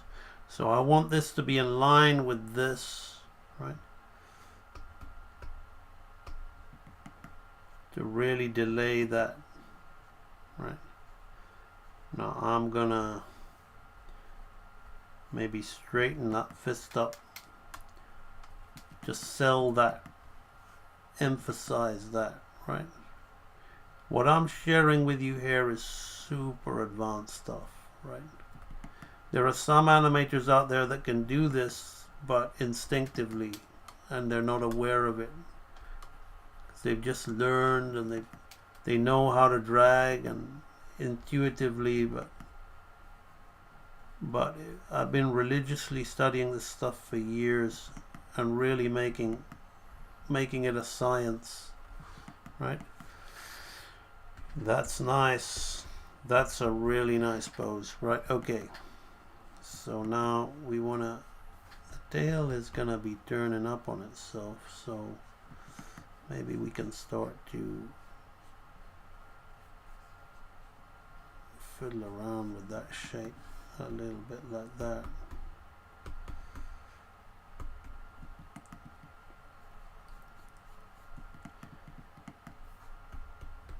Now I've got a, I may be in for a problem here if I don't get this right.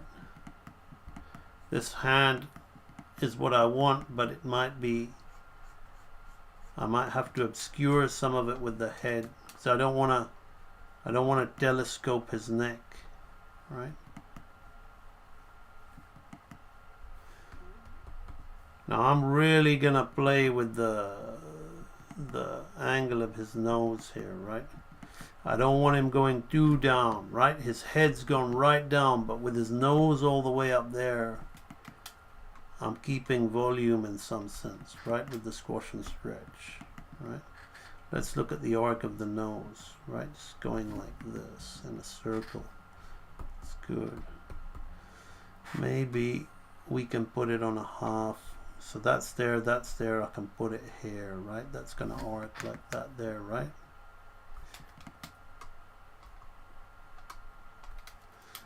If you like the information I'm sharing on here, right?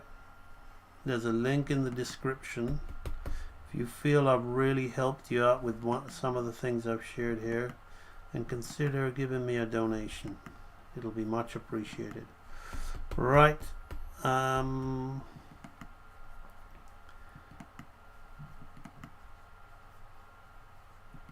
Let's have the angry eyes here like this.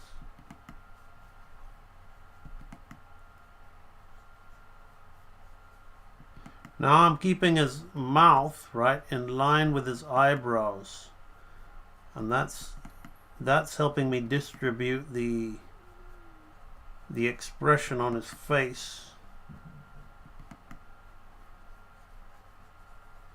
so that he doesn't feel like he's losing too much form, right? I'm gonna put a little bit of a chin here like this, and we got the top of his head coming down like this. The ear will be here. The other ear will have gone out of sight.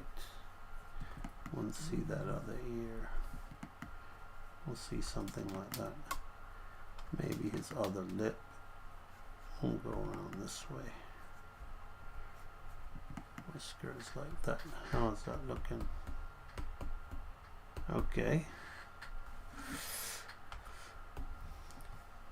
This drawing is good, but I'll definitely need to rework it a little bit to get the head and the arm working, but I'm gonna keep it for now because that's kind of like the way where how we find things, right?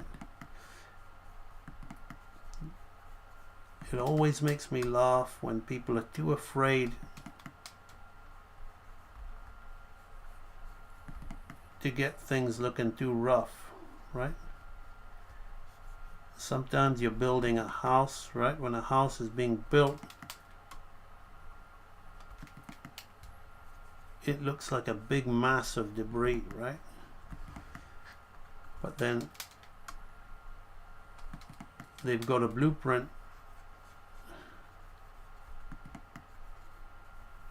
and it all starts to work, right? So this is a nice drawing, really nice drawing potentially. Just a little bit off in places, but I see where I can take it. I really like that, right? Let's see where I'm gonna take that. And you can see that all the volumes are kind of working, right? He's gone really down and really squashed, but he doesn't feel so, nothing feels so off. He's kind of snaking into position like a wave, right? But he feels so anatomical. That's the whole cartoon thing.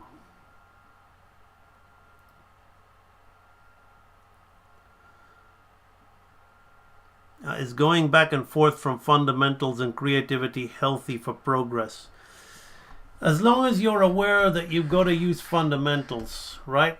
I used to teach martial arts.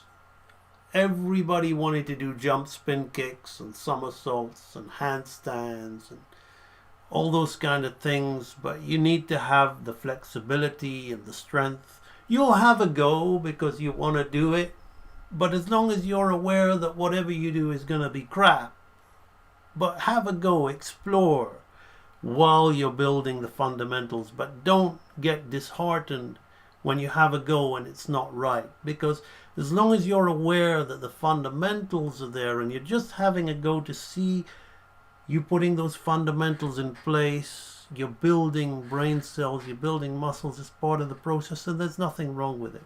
But if you're going ahead and you're trying to do it and then you're getting downhearted thinking that you don't have the skills, it's not that you don't have the skills, you don't have the foundation to build any skills upon. That's what it is. So it can be boring and stale to just keep doing fundamentals, but if you're obsessive, if you want to get the skills faster, then be boring and objective and like just do that. But you know, that can be counterproductive for people who just want to have a bit of fun, right? I've got a really strong grounding in the fundamentals, so I've been breaking down John Lounsbury. Now, in betweening all of this wolf, for me now is boring, but I'm gonna still do it. But I'm having a play now. I'm trying to put into what I've learned into practice with my own thing, right? So you're seeing that at a very high level, but you can do it at your level too, right? You can start, but you gotta be aware and you've got to come back to the fundamentals. If I don't keep doing press ups, if I don't keep doing pull-ups, then my strength is gonna fade, right? For all other things. You gotta keep doing it. So you see how seasoned I am, but I'm still working fundamentals, right? I'm doing a walk cycle right here. Okay, so now we're gonna do the down on the other side. Bum, bum, bum, bum. Oh, I like this down.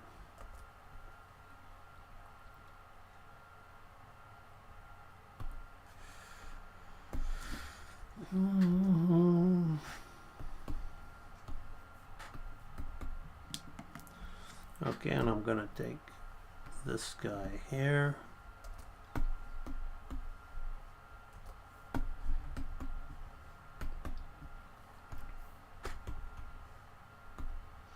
Now I'm gonna work the down on this side. So again here I'm gonna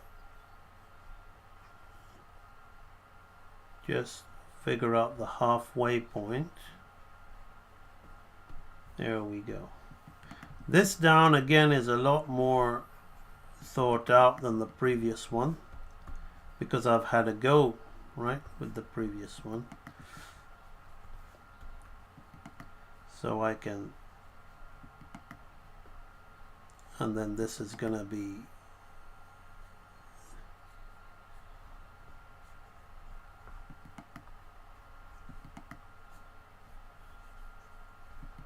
like that. That's good, but now I want to focus on the pass position. So all the weight is on this leg.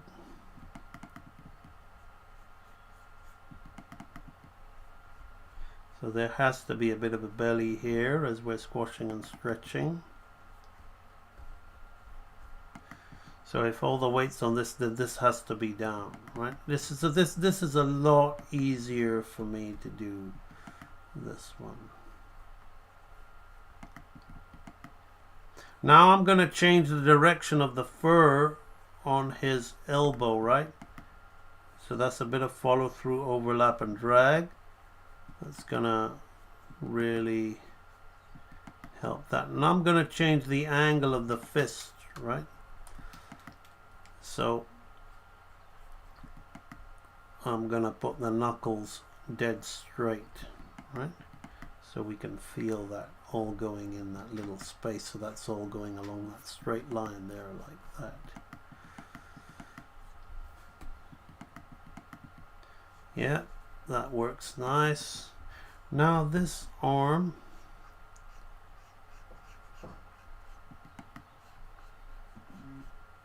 we're going to, oh, thank you so much for the,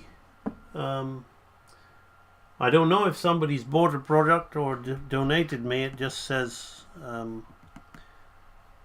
that I've received something, so that's awesome. If you have sent me a donation, I'm extremely grateful for that. Thank you so much. So now I'm going to have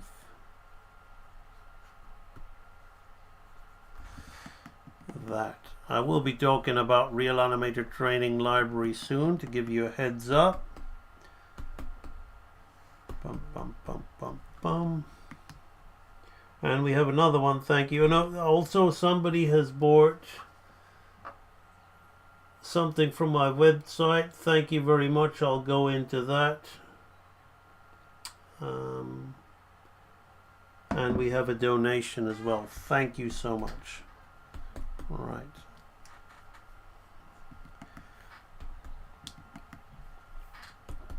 So now this tail is again gonna be going something like this. I'm kind of not really doing much with the tail here because I'm really gonna be, I want to keep it subtle anyway, but I'll have to think about the tail after I've done the cycle.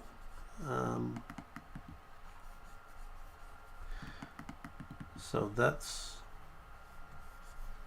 all this here like that. Now We're going to do the same thing with the nose, but we're going to keep his head in that 3D, that profile view, excuse me.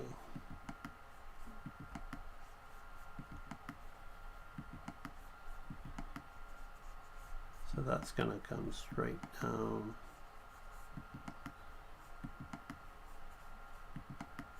We're just going to angle that up. I might make his eye even angrier there. It's all rough anyway. Find something nicer.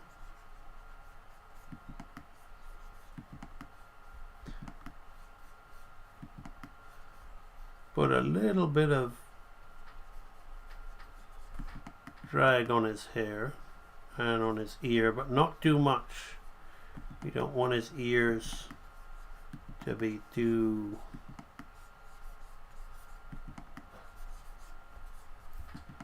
excellent.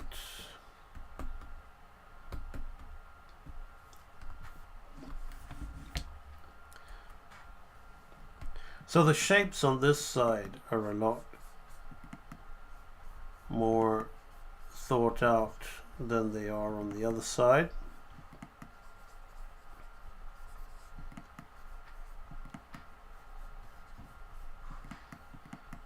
So it's looking nicer on one side more so than the other. Right, so just the ups to do now. So I'm going to do one up here, right? So the original up, which was the pose we started for to get the attitude. Yes, it is my character, Silver Sun. It's a badger. He's a badger. He is a badger. If you see, he's got the... Let me go to this sheet here. See, he'll be more evidently a badger when he's colored in, right? And he's very scraggly and matty and messy because he's a bad-tempered old badger. I've always wanted to create my own Donald Duck. Right. So here I'm gonna half this again, right? But I'm gonna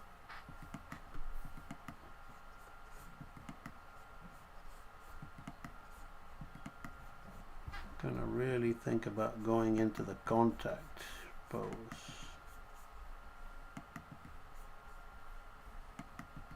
Right.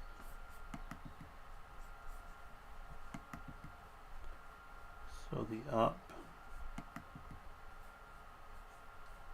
could be something like this. So the stretch is, let's change that. That's no good. We want to feel the bush.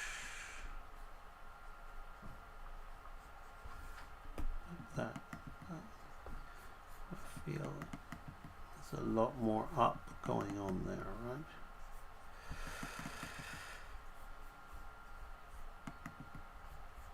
Right. So let's keep that straight.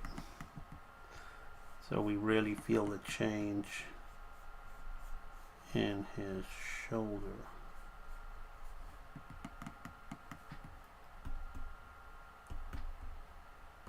Bum, bum. Now what's happened here? I've copied the wrong one over, have I? No, I haven't. I put his arm in the wrong place. That's what I've done. Put his arm in the wrong place. There we go. Looking at the wrong arm. Doing the old schoolboy error of the same arm and the same leg. Right, okay, right. So we're going to have this in line with this now. So I've got a lot more to play with here, which is cool. That's what we want. We want clean shapes. Excellent. So wondering why that was so weird. There we go. Schoolboy A and B, schoolboy error. There we go. Right, so that's gonna go like that.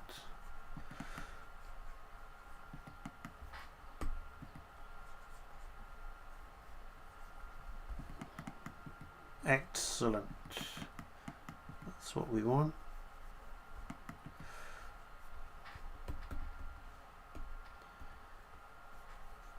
And by bringing his elbow higher and punching it down is going to really make it pop.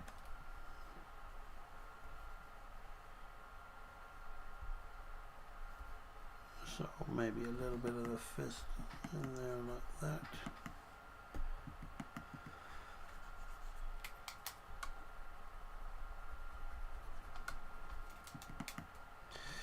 Possibly a little extreme. We may want his arm to be a little bit more softer. Being too much of a superhero, too much of my old style of superhero drawing. Or fighter drawing, action drawing, spoiling. Okay.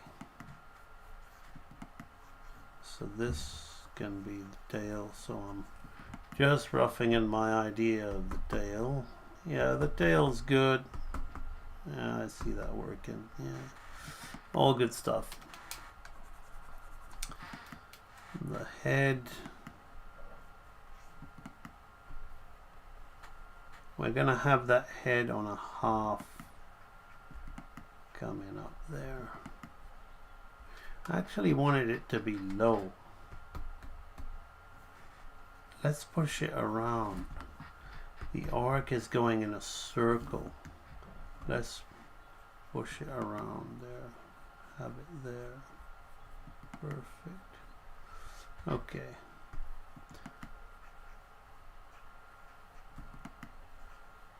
Not too much of a circle.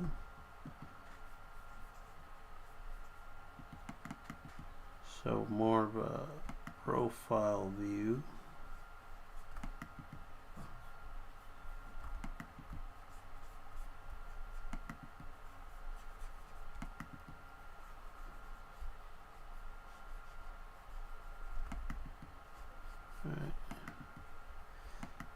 And let's just put his ear there. Think about his head's a little bit too big here, so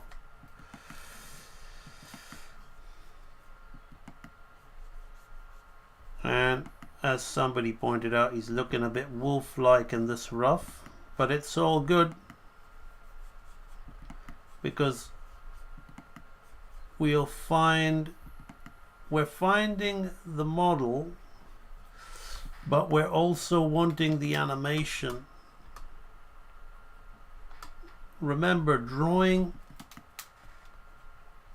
and refining the drawing comes at the end, right? We're still working out the mechanics. Still very much working out the mechanics. This drawing and this drawing are potentially great, but there's a lot wrong with them. But that's the stuff that's wrong with them isn't, when I say a lot, it's not a lot to do with bad errors, right?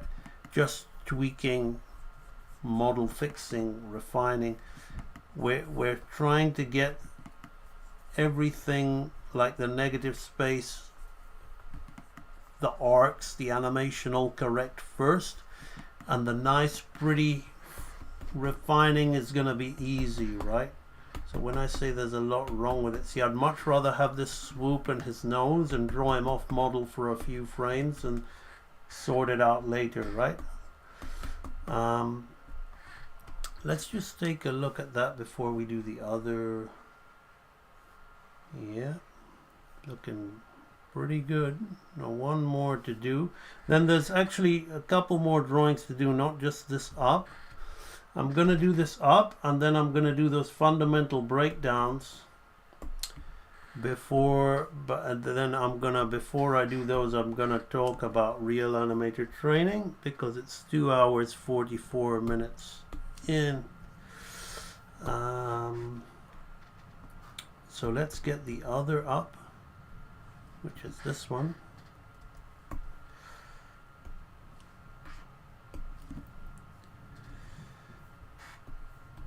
And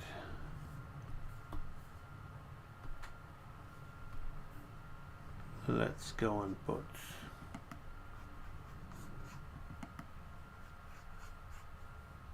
that all in there, right? So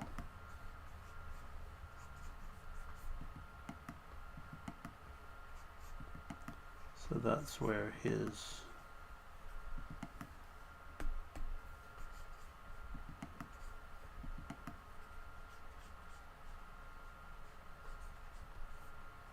butt is gonna be.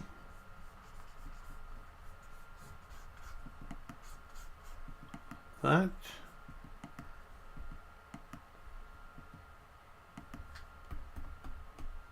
And we're gonna change that arm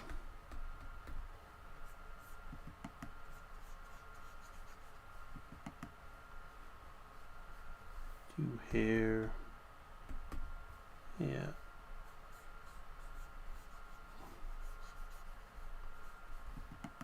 So the fist is gonna be here. This.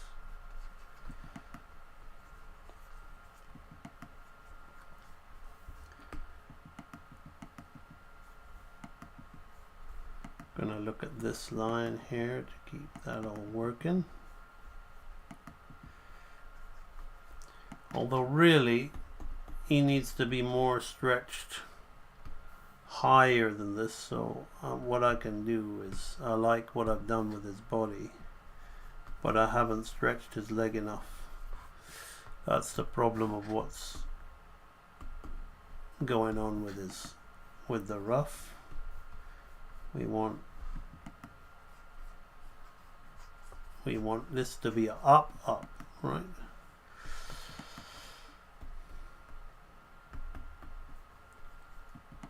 So now his fist can be in line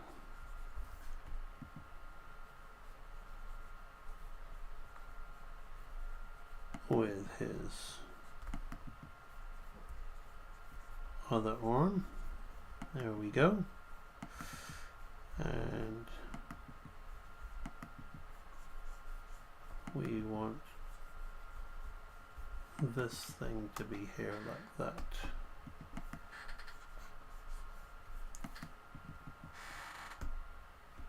So between hair and hair, we're gonna have him pretty much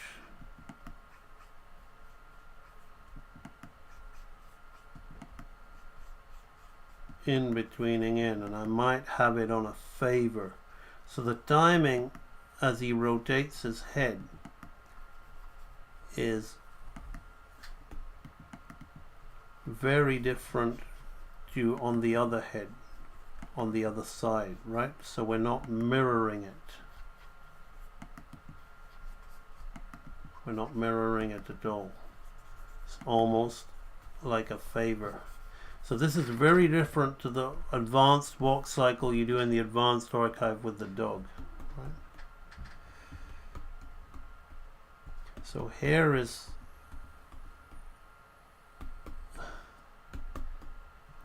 what I want to do though is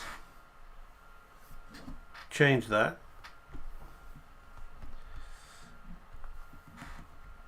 And flip in something different. I'm gonna favor the down. Right? Because another schoolboy error by AMB here is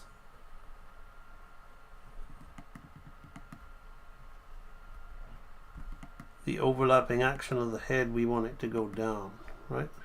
Especially with a fun cartoon thing like this, when his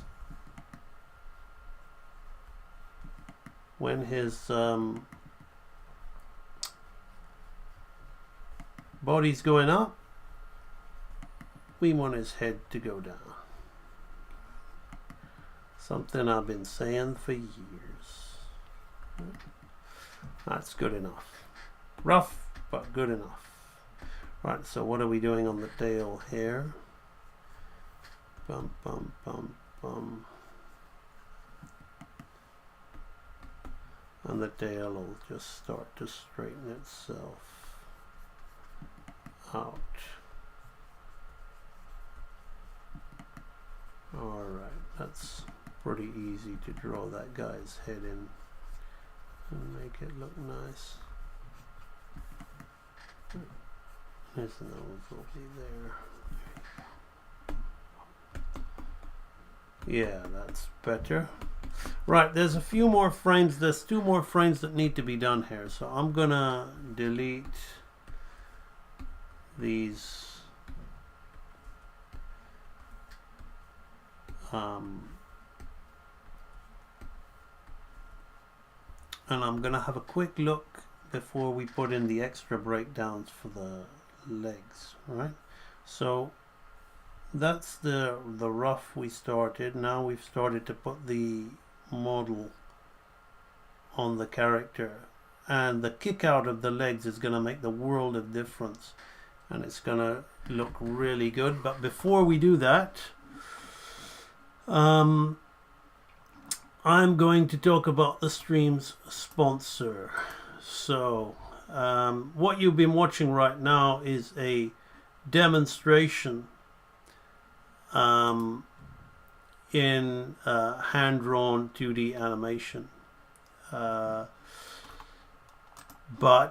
I have spent the last 7 years of my life building a online training archive which will really school you in the fundamentals of hand-drawn animation.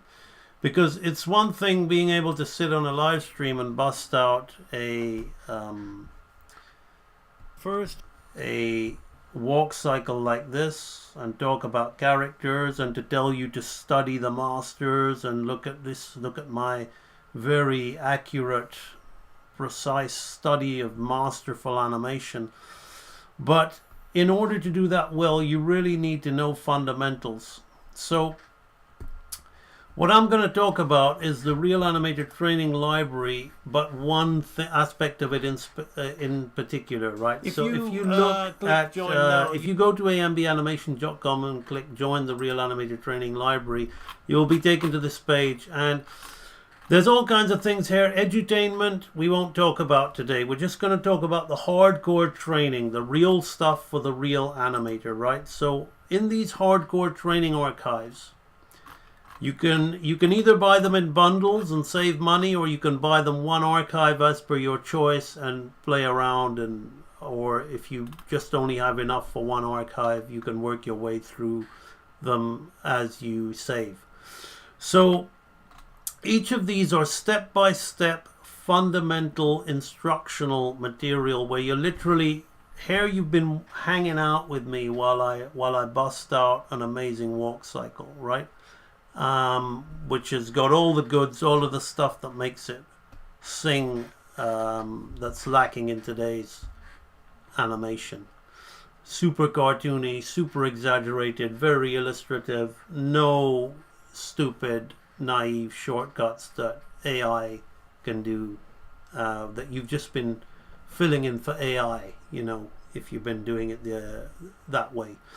So these are step-by-step training videos that are very, very focused on getting you through and building your fundamentals of those 12 laws of animation, as well as your hand-eye drawing coordination is essential. Well, I'm going to talk about the basics archive because that's where a lot of this stuff stems from. Before you have this animation you see here has got all 12 fundamentals, and what it's got that the basics won't have is personality and attitude. But in order to get the personality and attitude, you see you got these 12 fundamental laws of animation, and I'm going to go through with you right now. So in the basics archive, we focus on what I call the 6 laws of movement, right? The 6 laws of movement, which is, before you put life into something, you need to know how to move things. And this is where most, even professional animators in the industry, leave it today, which is why I'm not impressed with what they do. They only know half of the equation. So you've got the first law, which is timing, right? Everything has to have a timing to it, right? We haven't talked much about timing today, but in the way I've been spacing these poses, that kind of will affect the time. And you heard me use the word spacing, which goes on to the second law, which is slow in and out of drawings, which goes hand in hand with timing. And then the drawings have to follow an arc. So that's the third law, so arcing. So these are the three master laws of all the 12 laws. All of the other 12 laws fall on these laws. And in the basics archive of Real Animator Training, you're going to really learn and understand how these three laws with a bouncing ball and a swinging pendulum. That's how it's going to be. Then we're going to move on to what we call pose to pose and straight ahead, which is what you've been watching me doing here with walk cycles. And we're going to be doing that in the basics archive. We're going to be learning how to do walk cycles using pose to pose and straight ahead and these three fundamental laws. And as we do that, we're also going to be learning about follow through and overlap. And although I don't really call it a law of movement, we throw in a bit of squash and stretch in there, right? But with the bouncing ball and everything, but more follow through and overlap because of the arms and the pendulums and the overlapping drag action as a character walks, all the different timing of the body parts, right? And the sixth law is solid drawing, how we keep things solid, right? So those are what you're going to be learning in the basics archive. And in the intermediate archive, which I'm not really going to talk about too much because realistically most of you don't know these things well enough to do it well enough or do them well enough. I don't even see them done well enough at the so-called very top of the industry. You know, one of the reasons I left the industry is you are who you hang around with, and my work was going down because I was hanging around with people who doing work for people, doing low grade work, because the standard of animation in the industry has rapidly been declining as it's been more about technology and software. And we are where we are today with AI and rush job shit movies because, you know, I jumped the ship well before it sank. And I saved my work by retraining myself in these laws and building this archive to you. And that's why I have the skills I have today, because I brought myself back to the level of when I was hanging around with Disney and Bluth animators. In fact, above that level, to be very honest with you. So now you have in the intermediate archive, you have the 6 laws of life. So what we have in the 6 laws of life, we have the 7th law, which is, I'm going to throw it in there, squash and stretch. Right, which we touched on a little bit in the basics archive. Then we have anticipation. So this guy is, even though he's walking, he's anticipating he's got these big movements which are almost anticipating this arm swing and anticipating. His whole attitude is an anticipation of why I oughta, or that's going deeper into staging, right? So then we have the law of primary and secondary action. Now there's not much of that, but there will be when I throw in the breakdown, right? With the kick out of the leg, right? So all these things put life in there. Then we have the 10th law of exaggeration. Now exaggeration is these exaggerated movements, but they're all working in harmony, and and then that goes exaggeration, just like timing and slowing in and slowing out. Exaggeration goes hand in hand with the 11th law, which is appeal. And that's where I've been telling you all about this negative space and the exaggerated pose, but it's all very structured. It all literally fits inside a box, my people, right? It all literally fits inside a box, right? It's exaggerated, but it is so, you know, rigid at the same time, right? So that's something that is extremely important for you to think about. And finally, the 12th law, which we haven't spoke about much, but we're kind of doing it because we're finding a personality for this character, is staging, right? Where staging is kind of like anything to setting up a scene, you know, the mise-en-scene, the overall style, the look, the storyboard, the going from one shot to another shot, framing the shot, staging the action, right? Because animation is essentially filmmaking. So the first and last laws are essentially everything. Timing and staging, and all of these laws fit inside that, right? So that's what you learn in the intermediate archive, and in the advanced archive you literally learn how to draw and model and refine and do everything to an advanced level. You consolidate all of these 12 laws, and you do them in step-by-step lectures. But I've been talking primarily about the basics archive, because if we look at the basics archive content, I'm going to briefly show you what you'll be doing. You'll be working through these various lectures. You'll be starting with doing a basic bouncing ball, then learning how to make the ball jump, which is different to a bounce, right? Then you'll be learning how to put weight and texture onto it. You will move on to pendulums, right? Now you're adding a line to the circle, and you'll be learning how to do a basic swing. You're going to be settled to a stop. You saw some of the exercises done by the guy in the group. The pendulum drop and dangle, and the complete pendulum swing, part 1, 2, and 3. After that, you will be moving on to the basic walk cycle. So in part 1, you'll be doing the legs. In part 2, you'll be doing the torso. In part 3, you'll be doing the head. In part 4, you'll be doing the arms and the timing of it all.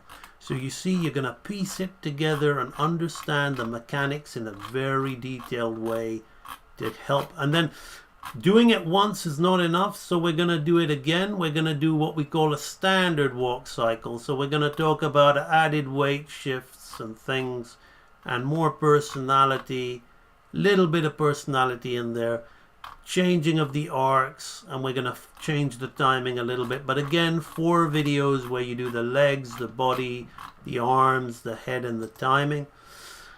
Then you're going to move on to a jog cycle. You're going to make a character jog in the same way. You can see how this is kind of drumming it all into you, you know. And then after the jog cycle, you're going to move on to a run cycle. Well, what comes after a run cycle, right? You've done 4 times 4, you've done 16 videos on walks. What more is there to do? You got to learn how it works from the front, because you got to understand the way the body moves from the front in order to draw it better from the side or any angle that you want. So you really need to understand the weight shifts. So we go through the whole process again from the front, and then we go through the whole process again with a run cycle. You're then going to work your solid drawing by trying to keep volume on a basic head with 2. You'll be surprised at how people struggle with this, right? You want to keep volume of all your anime characters, but how about a simple 2 dots as eyes character with a nose? Like, you'll be amazed, right? So we've got the basic head turn, the varied head turn, and finally the laws of animation overview.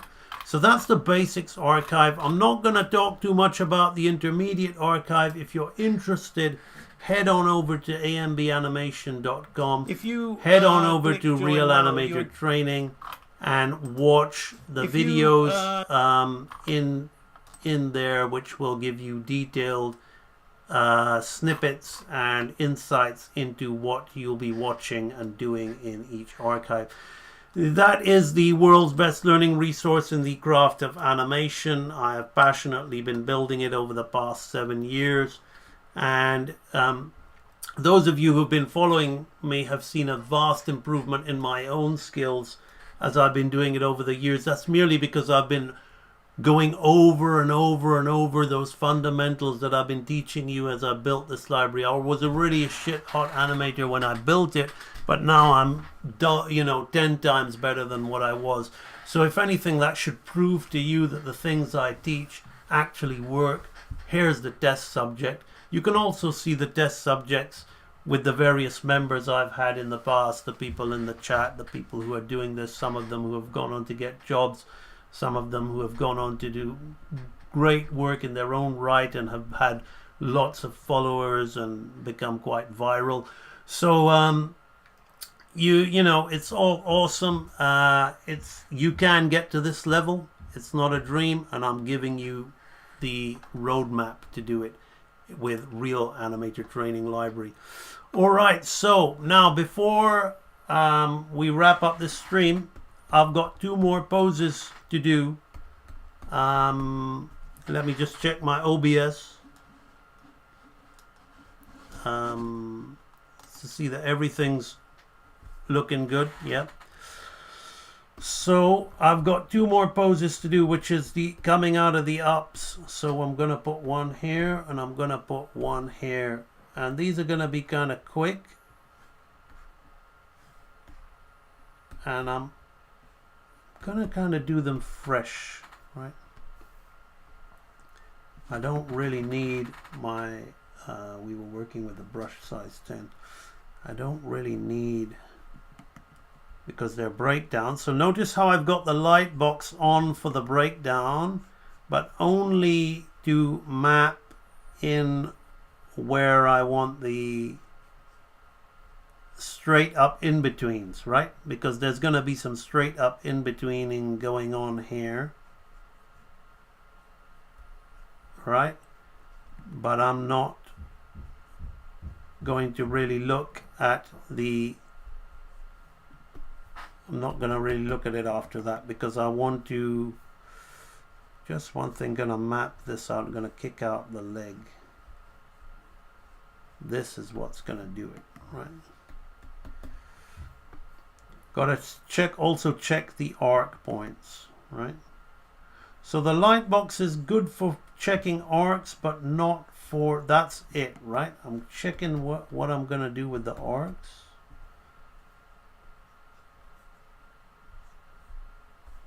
I want to keep that in line with that.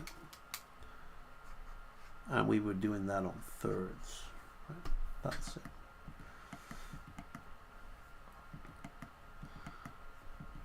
So that's pretty much, I'm going to keep it quite loose because it's more so to get the action of the arm right. Right, that. So then we're going to come here.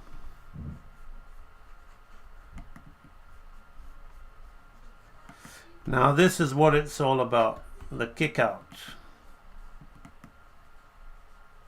So we're going to have a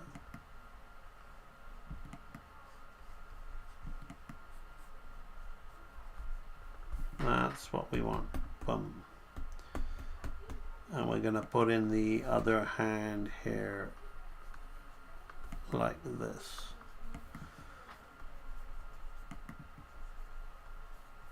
There we go. Right, let's just have a look at that. Bum, bum, bum, bum. Excellent.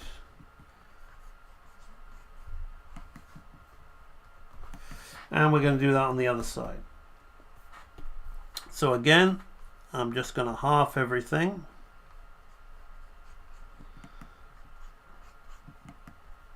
Map out where that is. I don't want to do anything clever with the head this time, right? No opposing actions or anything. It's just a straight up breakdown.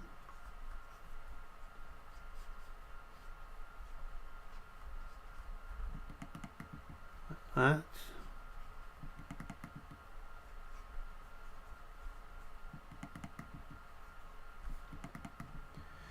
Now we're going to look at the arc of that. First I will just simply put that in there like that. It's all good. That's all we want for that. Now the real thing is the kick out.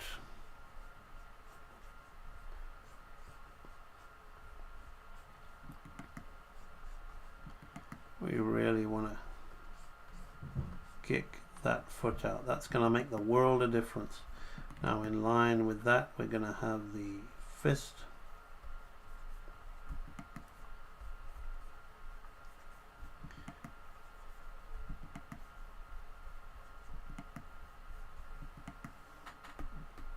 Excellent.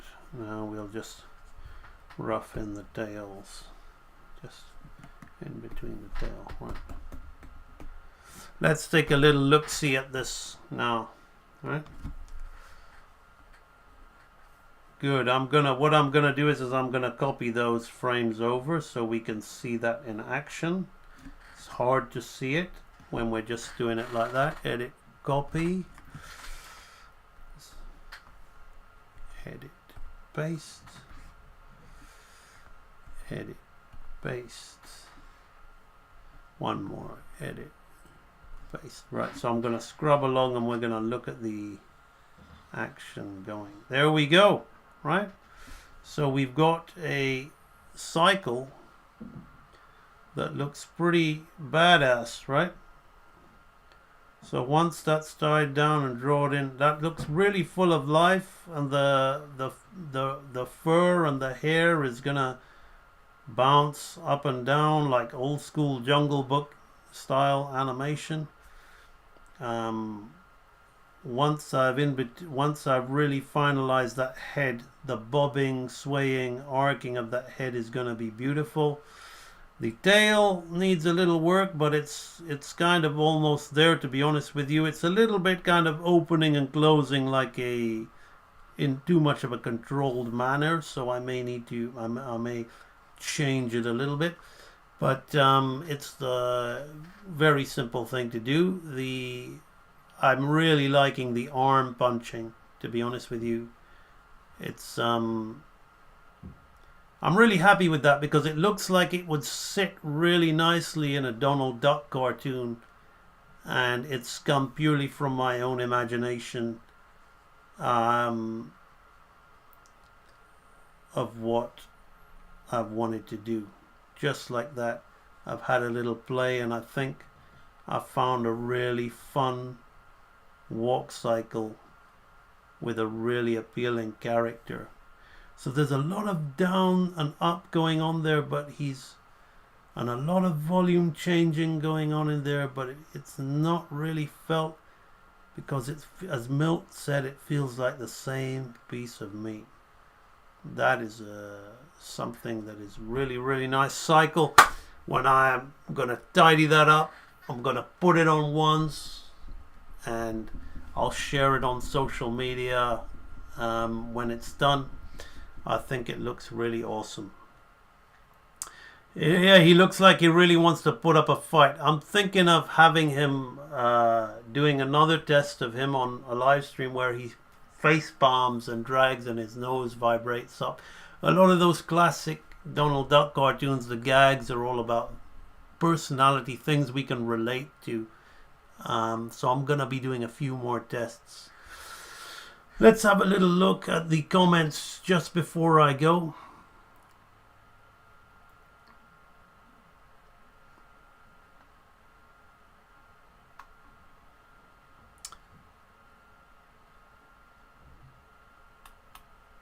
People talking about what's opera doc. It's okay, nicely designed, nicely staged, but nice poses. But again, I think it's more about the humor, more about trying to take the piss out of Disney, which is all good. It's done very well, and I'm not against it for that. But if we're talking animation and movement, the Warner stuff just doesn't really, from a technical standpoint, which is what interests me, it just doesn't compare. which is why I like studying the Nine Old Men. Reminds me of Grumpy the Dwarf. That, yeah, amazing. Yeah, I mean that to me is a huge compliment. Grumpy was animated by one of the world's best animators, Vladimir Bill Tauntla. Amazing animator. Have you ever seen the Incredible Hulk cartoon from 1996? It was very poor TV, very poor grade TV stuff.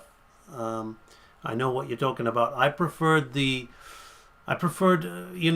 was also very poor, the one from the 70s, but at least it had a good soundtrack. And Stan Lee was involved in that. The old Incredible Hulk. I would really like to see the Incredible Hulk. There's a guy online called Sean Galloway. I love his art style. I would like to see somebody draw and animate the Hulk like that. Are you a fan of orchestra animation as voice? Peter and the Wolf, Fantasia, two of the best. I mean, yeah, of course, yeah. I love it. Class. Absolute class. And also Sleeping Beauty, the whole owl dancing with, the I know you. I mean, the music is all taken from the, it's just, yeah, the Maleficent music. Yeah, absolute class. You're talking about, high art now.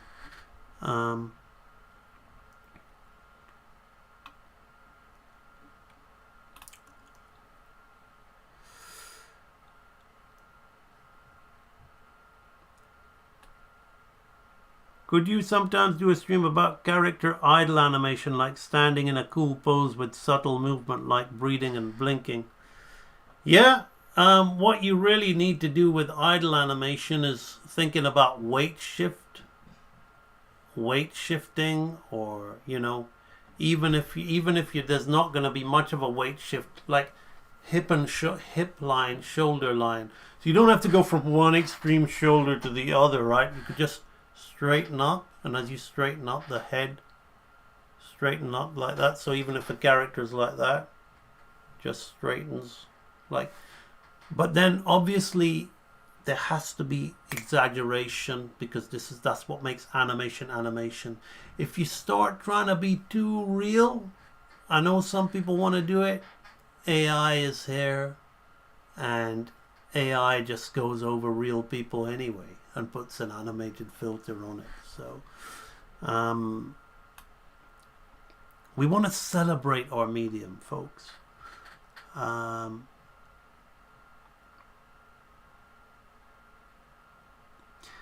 not sure I know. Oh, this is all people's own personal thing. Very different perspective, but interesting read about a blog. I'll check that out. Thanks for bringing that to my attention. Who will be in charge of the voice of the character? I don't know. I know so many great voice artists. I used to work in animation in the, I've worked in animation for 20 years before I quit the business. As I said, I quit it because I already saw what was happening. And it was happening to me. My artwork was suffering. My drawings were getting bad. My animation was day in, day out. You're drawing and storyboarding on projects for Lego and this and that, the other. Nobody cares about the drawing anymore. Bring in a 3D model and move the camera around and do a little sketch of where the character should be, and that's your storyboard. It's not what I want to do. So the industry started going down. So it's all interesting stuff, but I know a lot of people, and also I've made a lot of friends online who are voiceover artists who follow me on Instagram, who are very supportive of my work. I may consider using some of them. I personally am not against AI. I want to be clear about that, but I have no need for it. The AI that I have need for is the challenging Street Fighter game that I occasionally play, the AI of the opponent, the AI that digitally simulates a pen stroke that you've all been seeing me use. AI has been used for a long time, right? But the AI that everybody's worried about now, personally, I have nothing against it. I have nothing against the people who use it, but it's not for me. So I will be using real voice artists because that's just the way I like to work, and I like to work with real people, and I like to convey things with real people.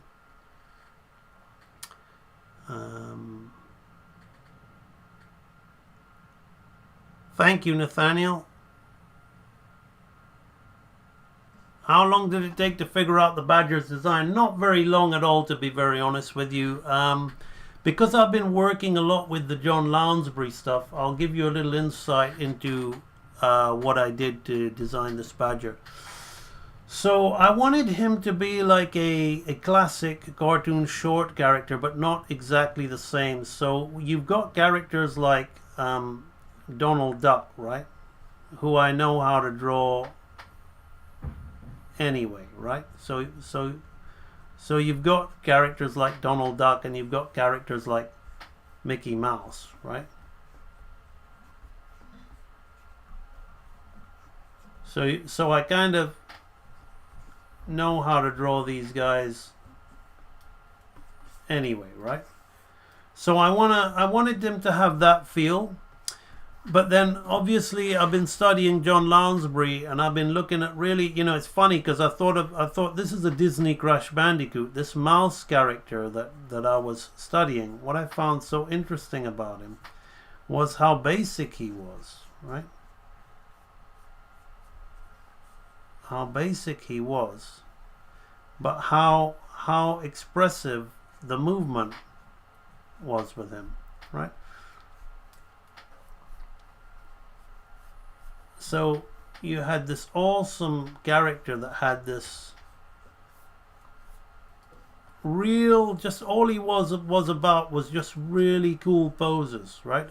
And he'd have a triangle for a hand, and then the negative space of the fingers would just be like so really short. So I said I want to incorporate some of that in there, right? And then there's this wolf character that has these very expressive eyes, but with all these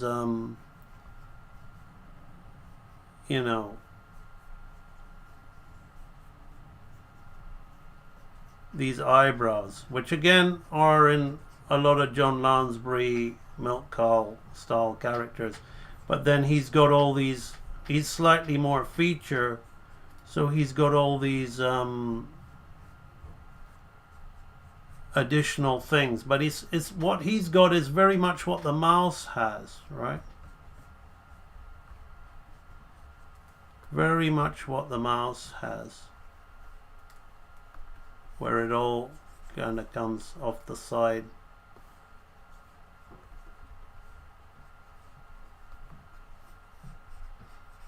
So I basically learned these Lounsbury shapes, and I said, okay, let's take a Donald Duck kind of thing, but let's not have the eyes so big, right? Then let's take the whole Lounsbury eye thing, right? But then let's take the nose that we got from the mouse in Goliath, right? Because I look at a real badger, of course, and a real badger's got this cool kind of shape head like this, right?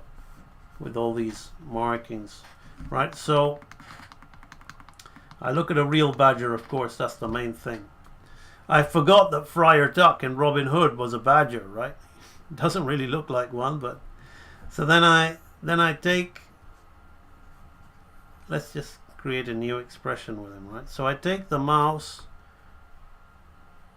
and that, and I take the Donald Duck thing, but then I decide to say, okay, well, let's give him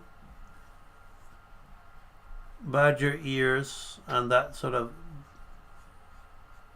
long face, and then we'll have the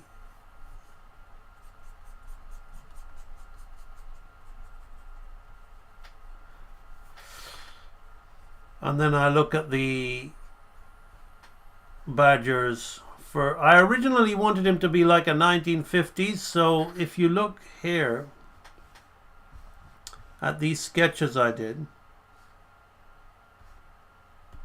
you'll see my original idea where he was too much like thin like the mouse and less badger like, and I kind of like was just figuring him out. And I had him in this 1950s outfit. And I was playing with these poses. But then the more I was getting, I said he looks too kind of like childlike and small. Then I had this, which was very raccoon-like, and then I hit on something like this, which I liked. And then I finally did this drawing, which for me was the drawing that that was what became the start of all this kind of stuff, where now it's more like a fun short character. Like you could see him in a short, but he's more scraggly and got that slight kind of feature element. I want what I like about hand-drawn animation in the old school is how controlled but uncontrolled it is. See, if you look at this wolf, his hair is bunching and it's not even controlled, but you feel it like it's like almost like looking at real hair catching the light, and it's the inconsistency makes it hand drawn and makes it beautiful and makes it great.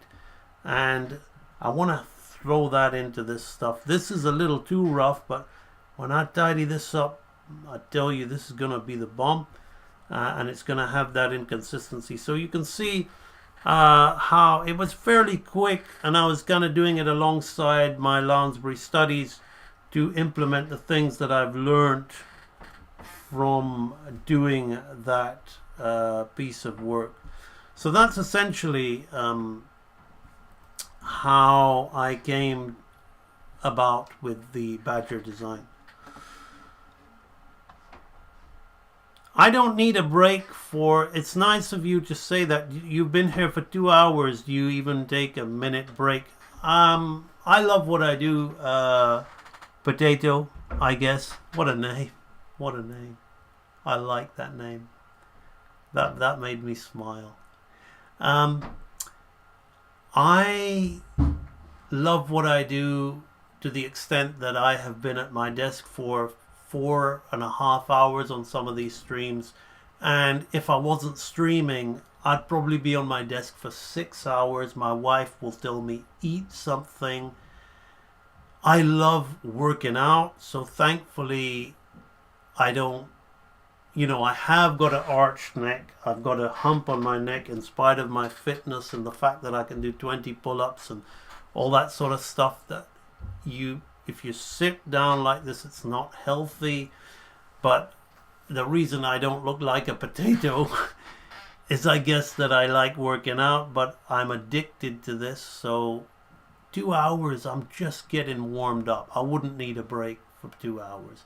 I do need a break when I'm doing something particularly challenging and I need to just stop sometimes. That's when I need a break. But this is a walk, not to be too much of a pun, but this stream, animating stuff like this, is a walk in the park, so it's just fun. But thanks for the concern.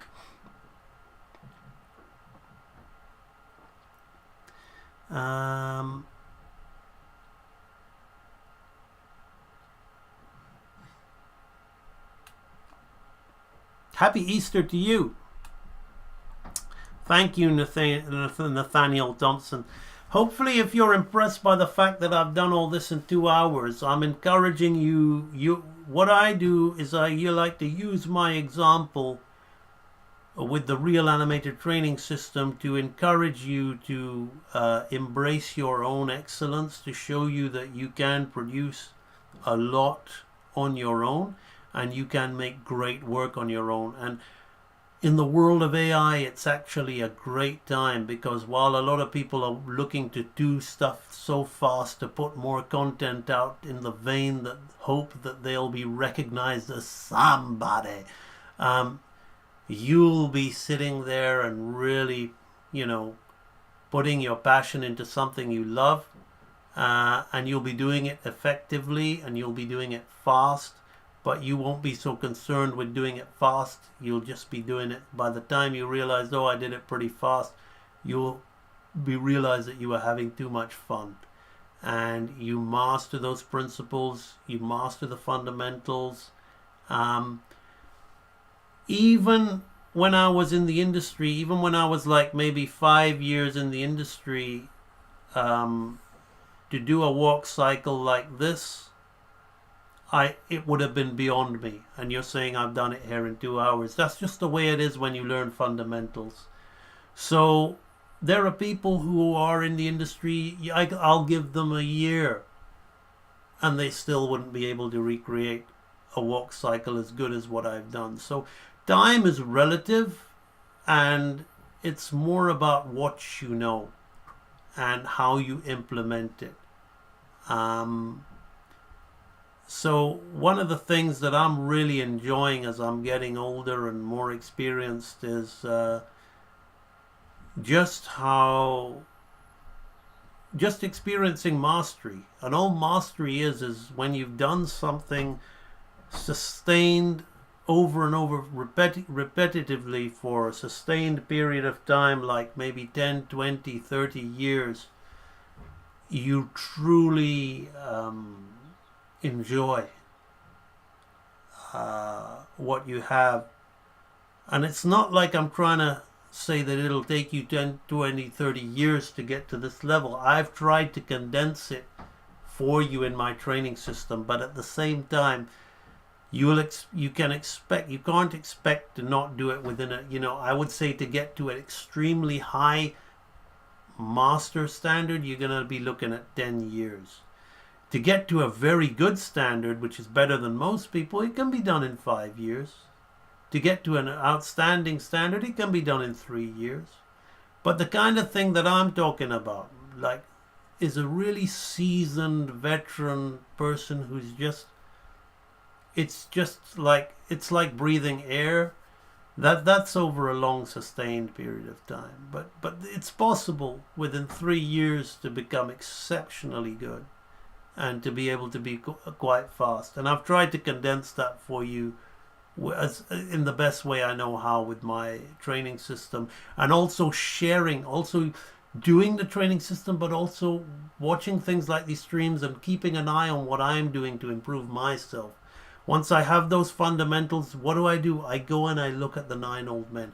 It's like I said, you can be a musician and you can hate classical music, but you find any decent musician, really like somebody who composes music. I'm not talking about maybe pop songs, but even if you go to a band like Iron Maiden, right? They love Bach and they love classical music.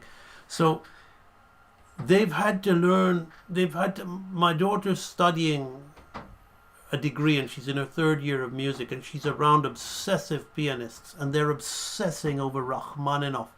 Some of them don't want to do that, but they're still having to learn that, and there's a reason for it, because that's the most technically highest level of piano you're going to get. Chopin, Rachmaninoff, Mozart, those kind of things, and they're studying it day in and day out. And I thought to myself, and I think, you know what? I study a lot of people, but I haven't studied for a while. Why don't I pick another one of the 9 old men and let's go and study him? And then once I've done him, maybe next year I'll go and study another one of the 9 old men. And it's important, like I said, just like doing foundational things, to keep studying things. I've studied a lot of anime. In fact, I'm selling an archive in my edutainment section on my website. If you go there, it's called Anime Effects and Action Archive. You can watch me studying Naruto, studying Akira, studying Grave of the Fireflies, studying all those things and breaking it down. So there's so much of the high level of various different styles. But for me, coming back to the 9 old men is the highest of the high, right? You can't get higher than those guys. They are the Rachmaninoff equivalent in animation.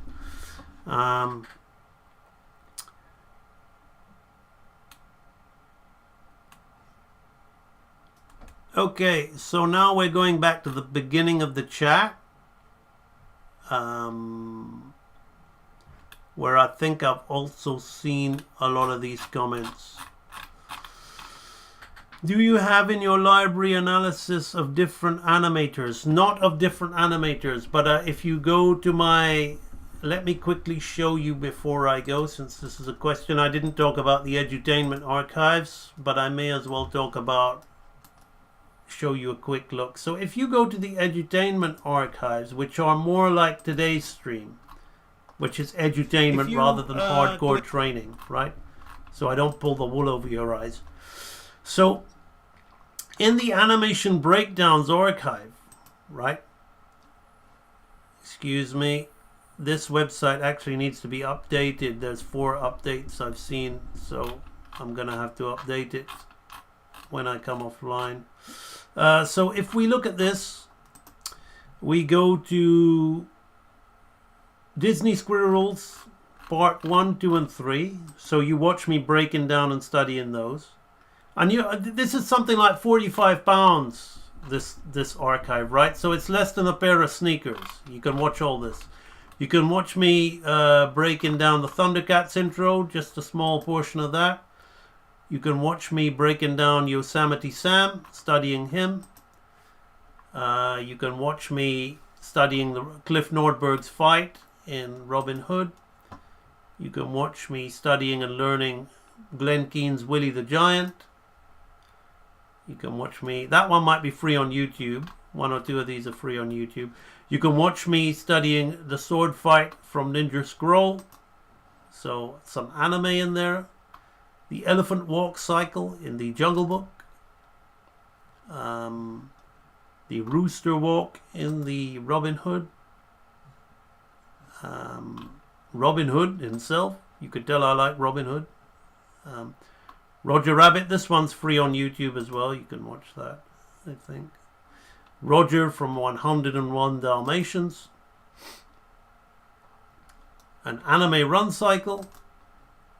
I think that one might be on YouTube as well. So you can... Some of this is you can get on YouTube. George from the Aristocats. And Tramp Running. So you can see me studying all of that. But also, if we go back to the edutainment archives, what I want to show you was the anime archive that I was talking about. Yeah, this... I'll just refresh the page. Anybody on the library that experiences that, just click page refresh and it'll sort itself out. It's a pain. I've got to update certain things in the website.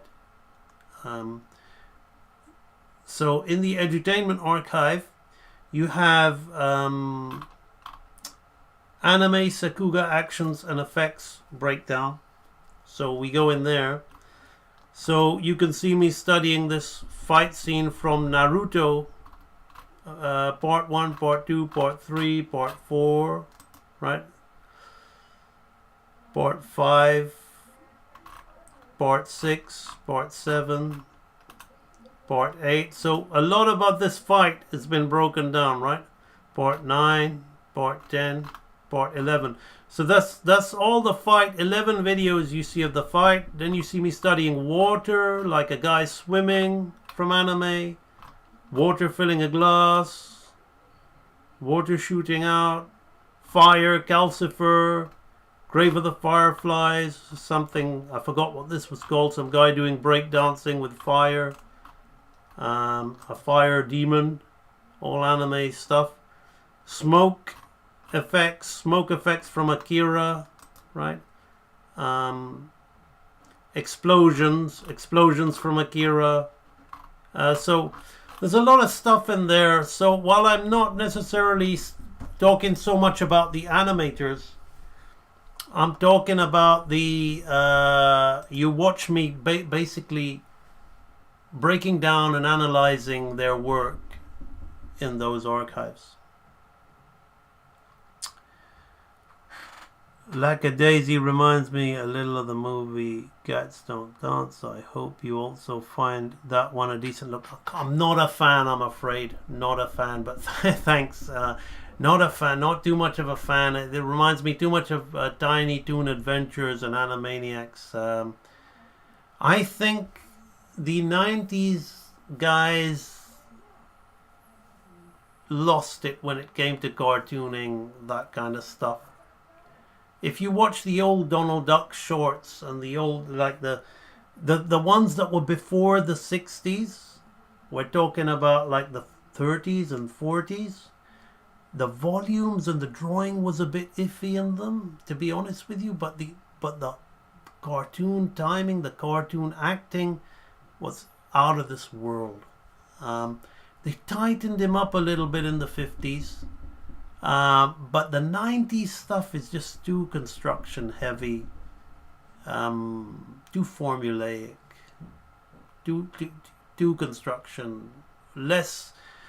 The bar was lowered. I mean, back in the day, the 9 Old Men micromanaged animation. You had very few animators. A couple of them were unsung heroes like Cliff Nordberg, Bill Justice, so many others as well. Their names don't spring to mind. But there weren't that many animators as there are today. And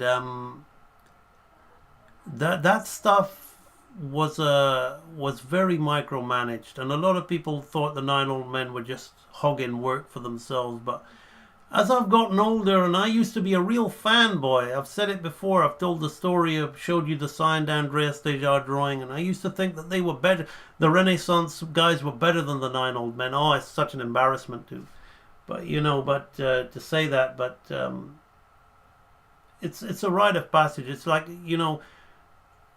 you're inspired by the stuff you grow up on, but then once you start to really learn it, you start to really see. Not that the 90s animators are bad. There's some amazing stuff.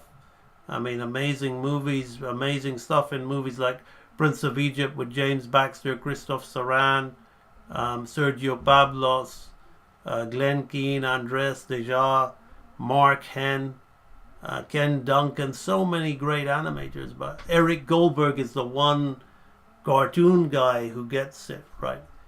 Amazing. So there's a lot of, it's like I'm not poo-pooing on those guys, but a lot of these cats don't dance, and a lot of this is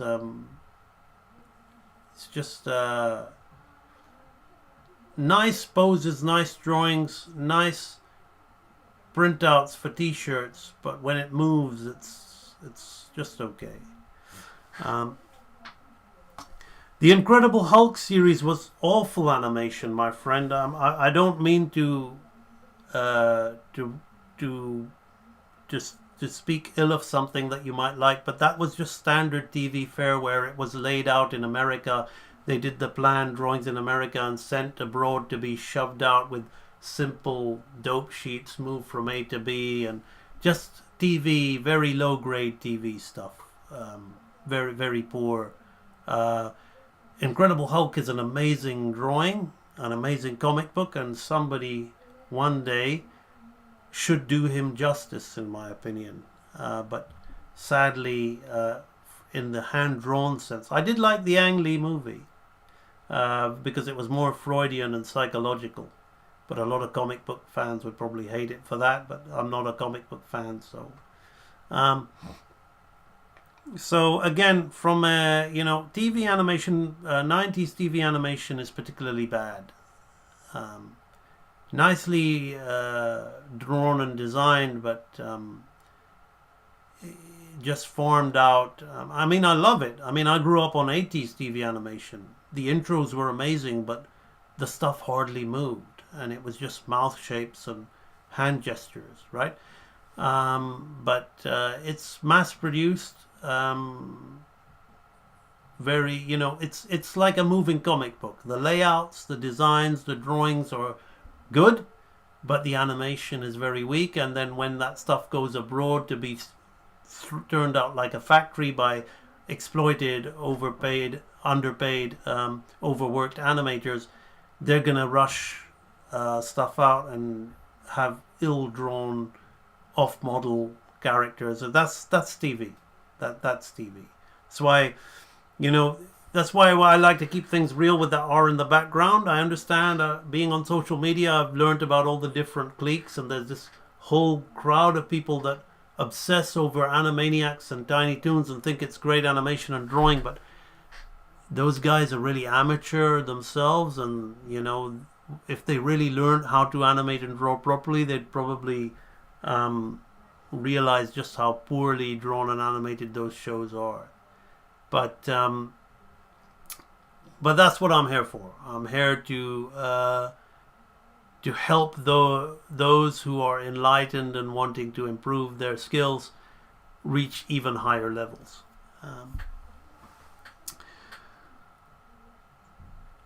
The best looking Hulk was the 2003 movie. Yeah, for me, that Ang Lee movie is an amazing movie. That whole scene about when he's remembering how he killed his wife, and he wanted to kill his son, but he killed his wife, and the music, the Danny Elfman music, and I'm getting goosebumps just remembering it. I don't understand the hate for that movie. That's the way to make a comic book movie, to make it deep, to make it psychological, to make it serious. But I guess I'm a minority there, but hey, I'm quite happy to be the minority. You could see a difference between the mass-produced American animations of the 90s. Yeah, again, I'm not just going to jump on. A lot of anime is well drawn, but again, anime is very poorly animated as well.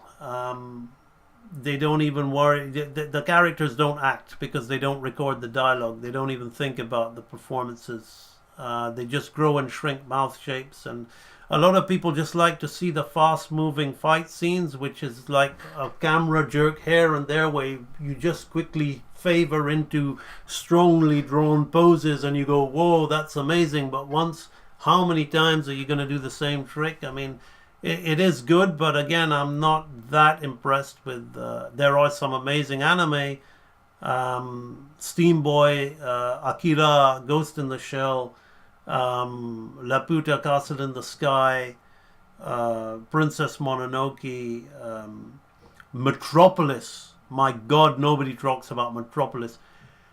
Unbelievable stuff. Super high grade animation. The production design is superior to Western films. So again, and even the fight choreography in a ridiculous movie like Street Fighter 2, the animated movie, is amazing. There's some unbelievable stuff out there, but I mean, there's a lot of just really poorly animated trash in anime as well. So, I mean, 90s American shows like Batman, that was really well directed, really well designed, and really simply drawn so they could get some nice animation in there. So you got your good stuff and you got your bad stuff in it all. The Fritz Lang original, of course. Deruji, my artsy buddy, would be into that. I mean, movies like Hunchback of Notre Dame. Sadly, those gargoyles make it an embarrassing watch at times, but it's amazing. Treasure Planet is great too. Hey, Cameron Black, finally he's on the stream. Cameron, I think you're going to enjoy this stream because you're always knocking out walk cycles, and I partly did this stream for you, brother. So, give you a bit more direction in your knocking out of the walk cycles. Scooby-Doo was a great idea. Sherlock Holmes mystery. Oh, it's amazing that you say that. You know, it had its thing. I don't want to hate on it. It's not my thing. Teenagers in the 60s with all their grooviness. But that was the culture, man. I guess you're right. I've got to look at it for what it was and nod my head and go, that was a well-designed show. Not my thing. Yeah, I can't say I like Cats Don't Dance. Yeah, it's a difficult watch for me. It's like watching Rockadoodle. I can't take it. Rockadoodle's got some nice animation in there, much more so than Cats Don't Dance, but I can't take it. I just can't take it. And I'm a Don Bluth fan. Okay, so we're having too much fun now, and that's good because I haven't streamed for over a week. So it's nice hanging with you guys.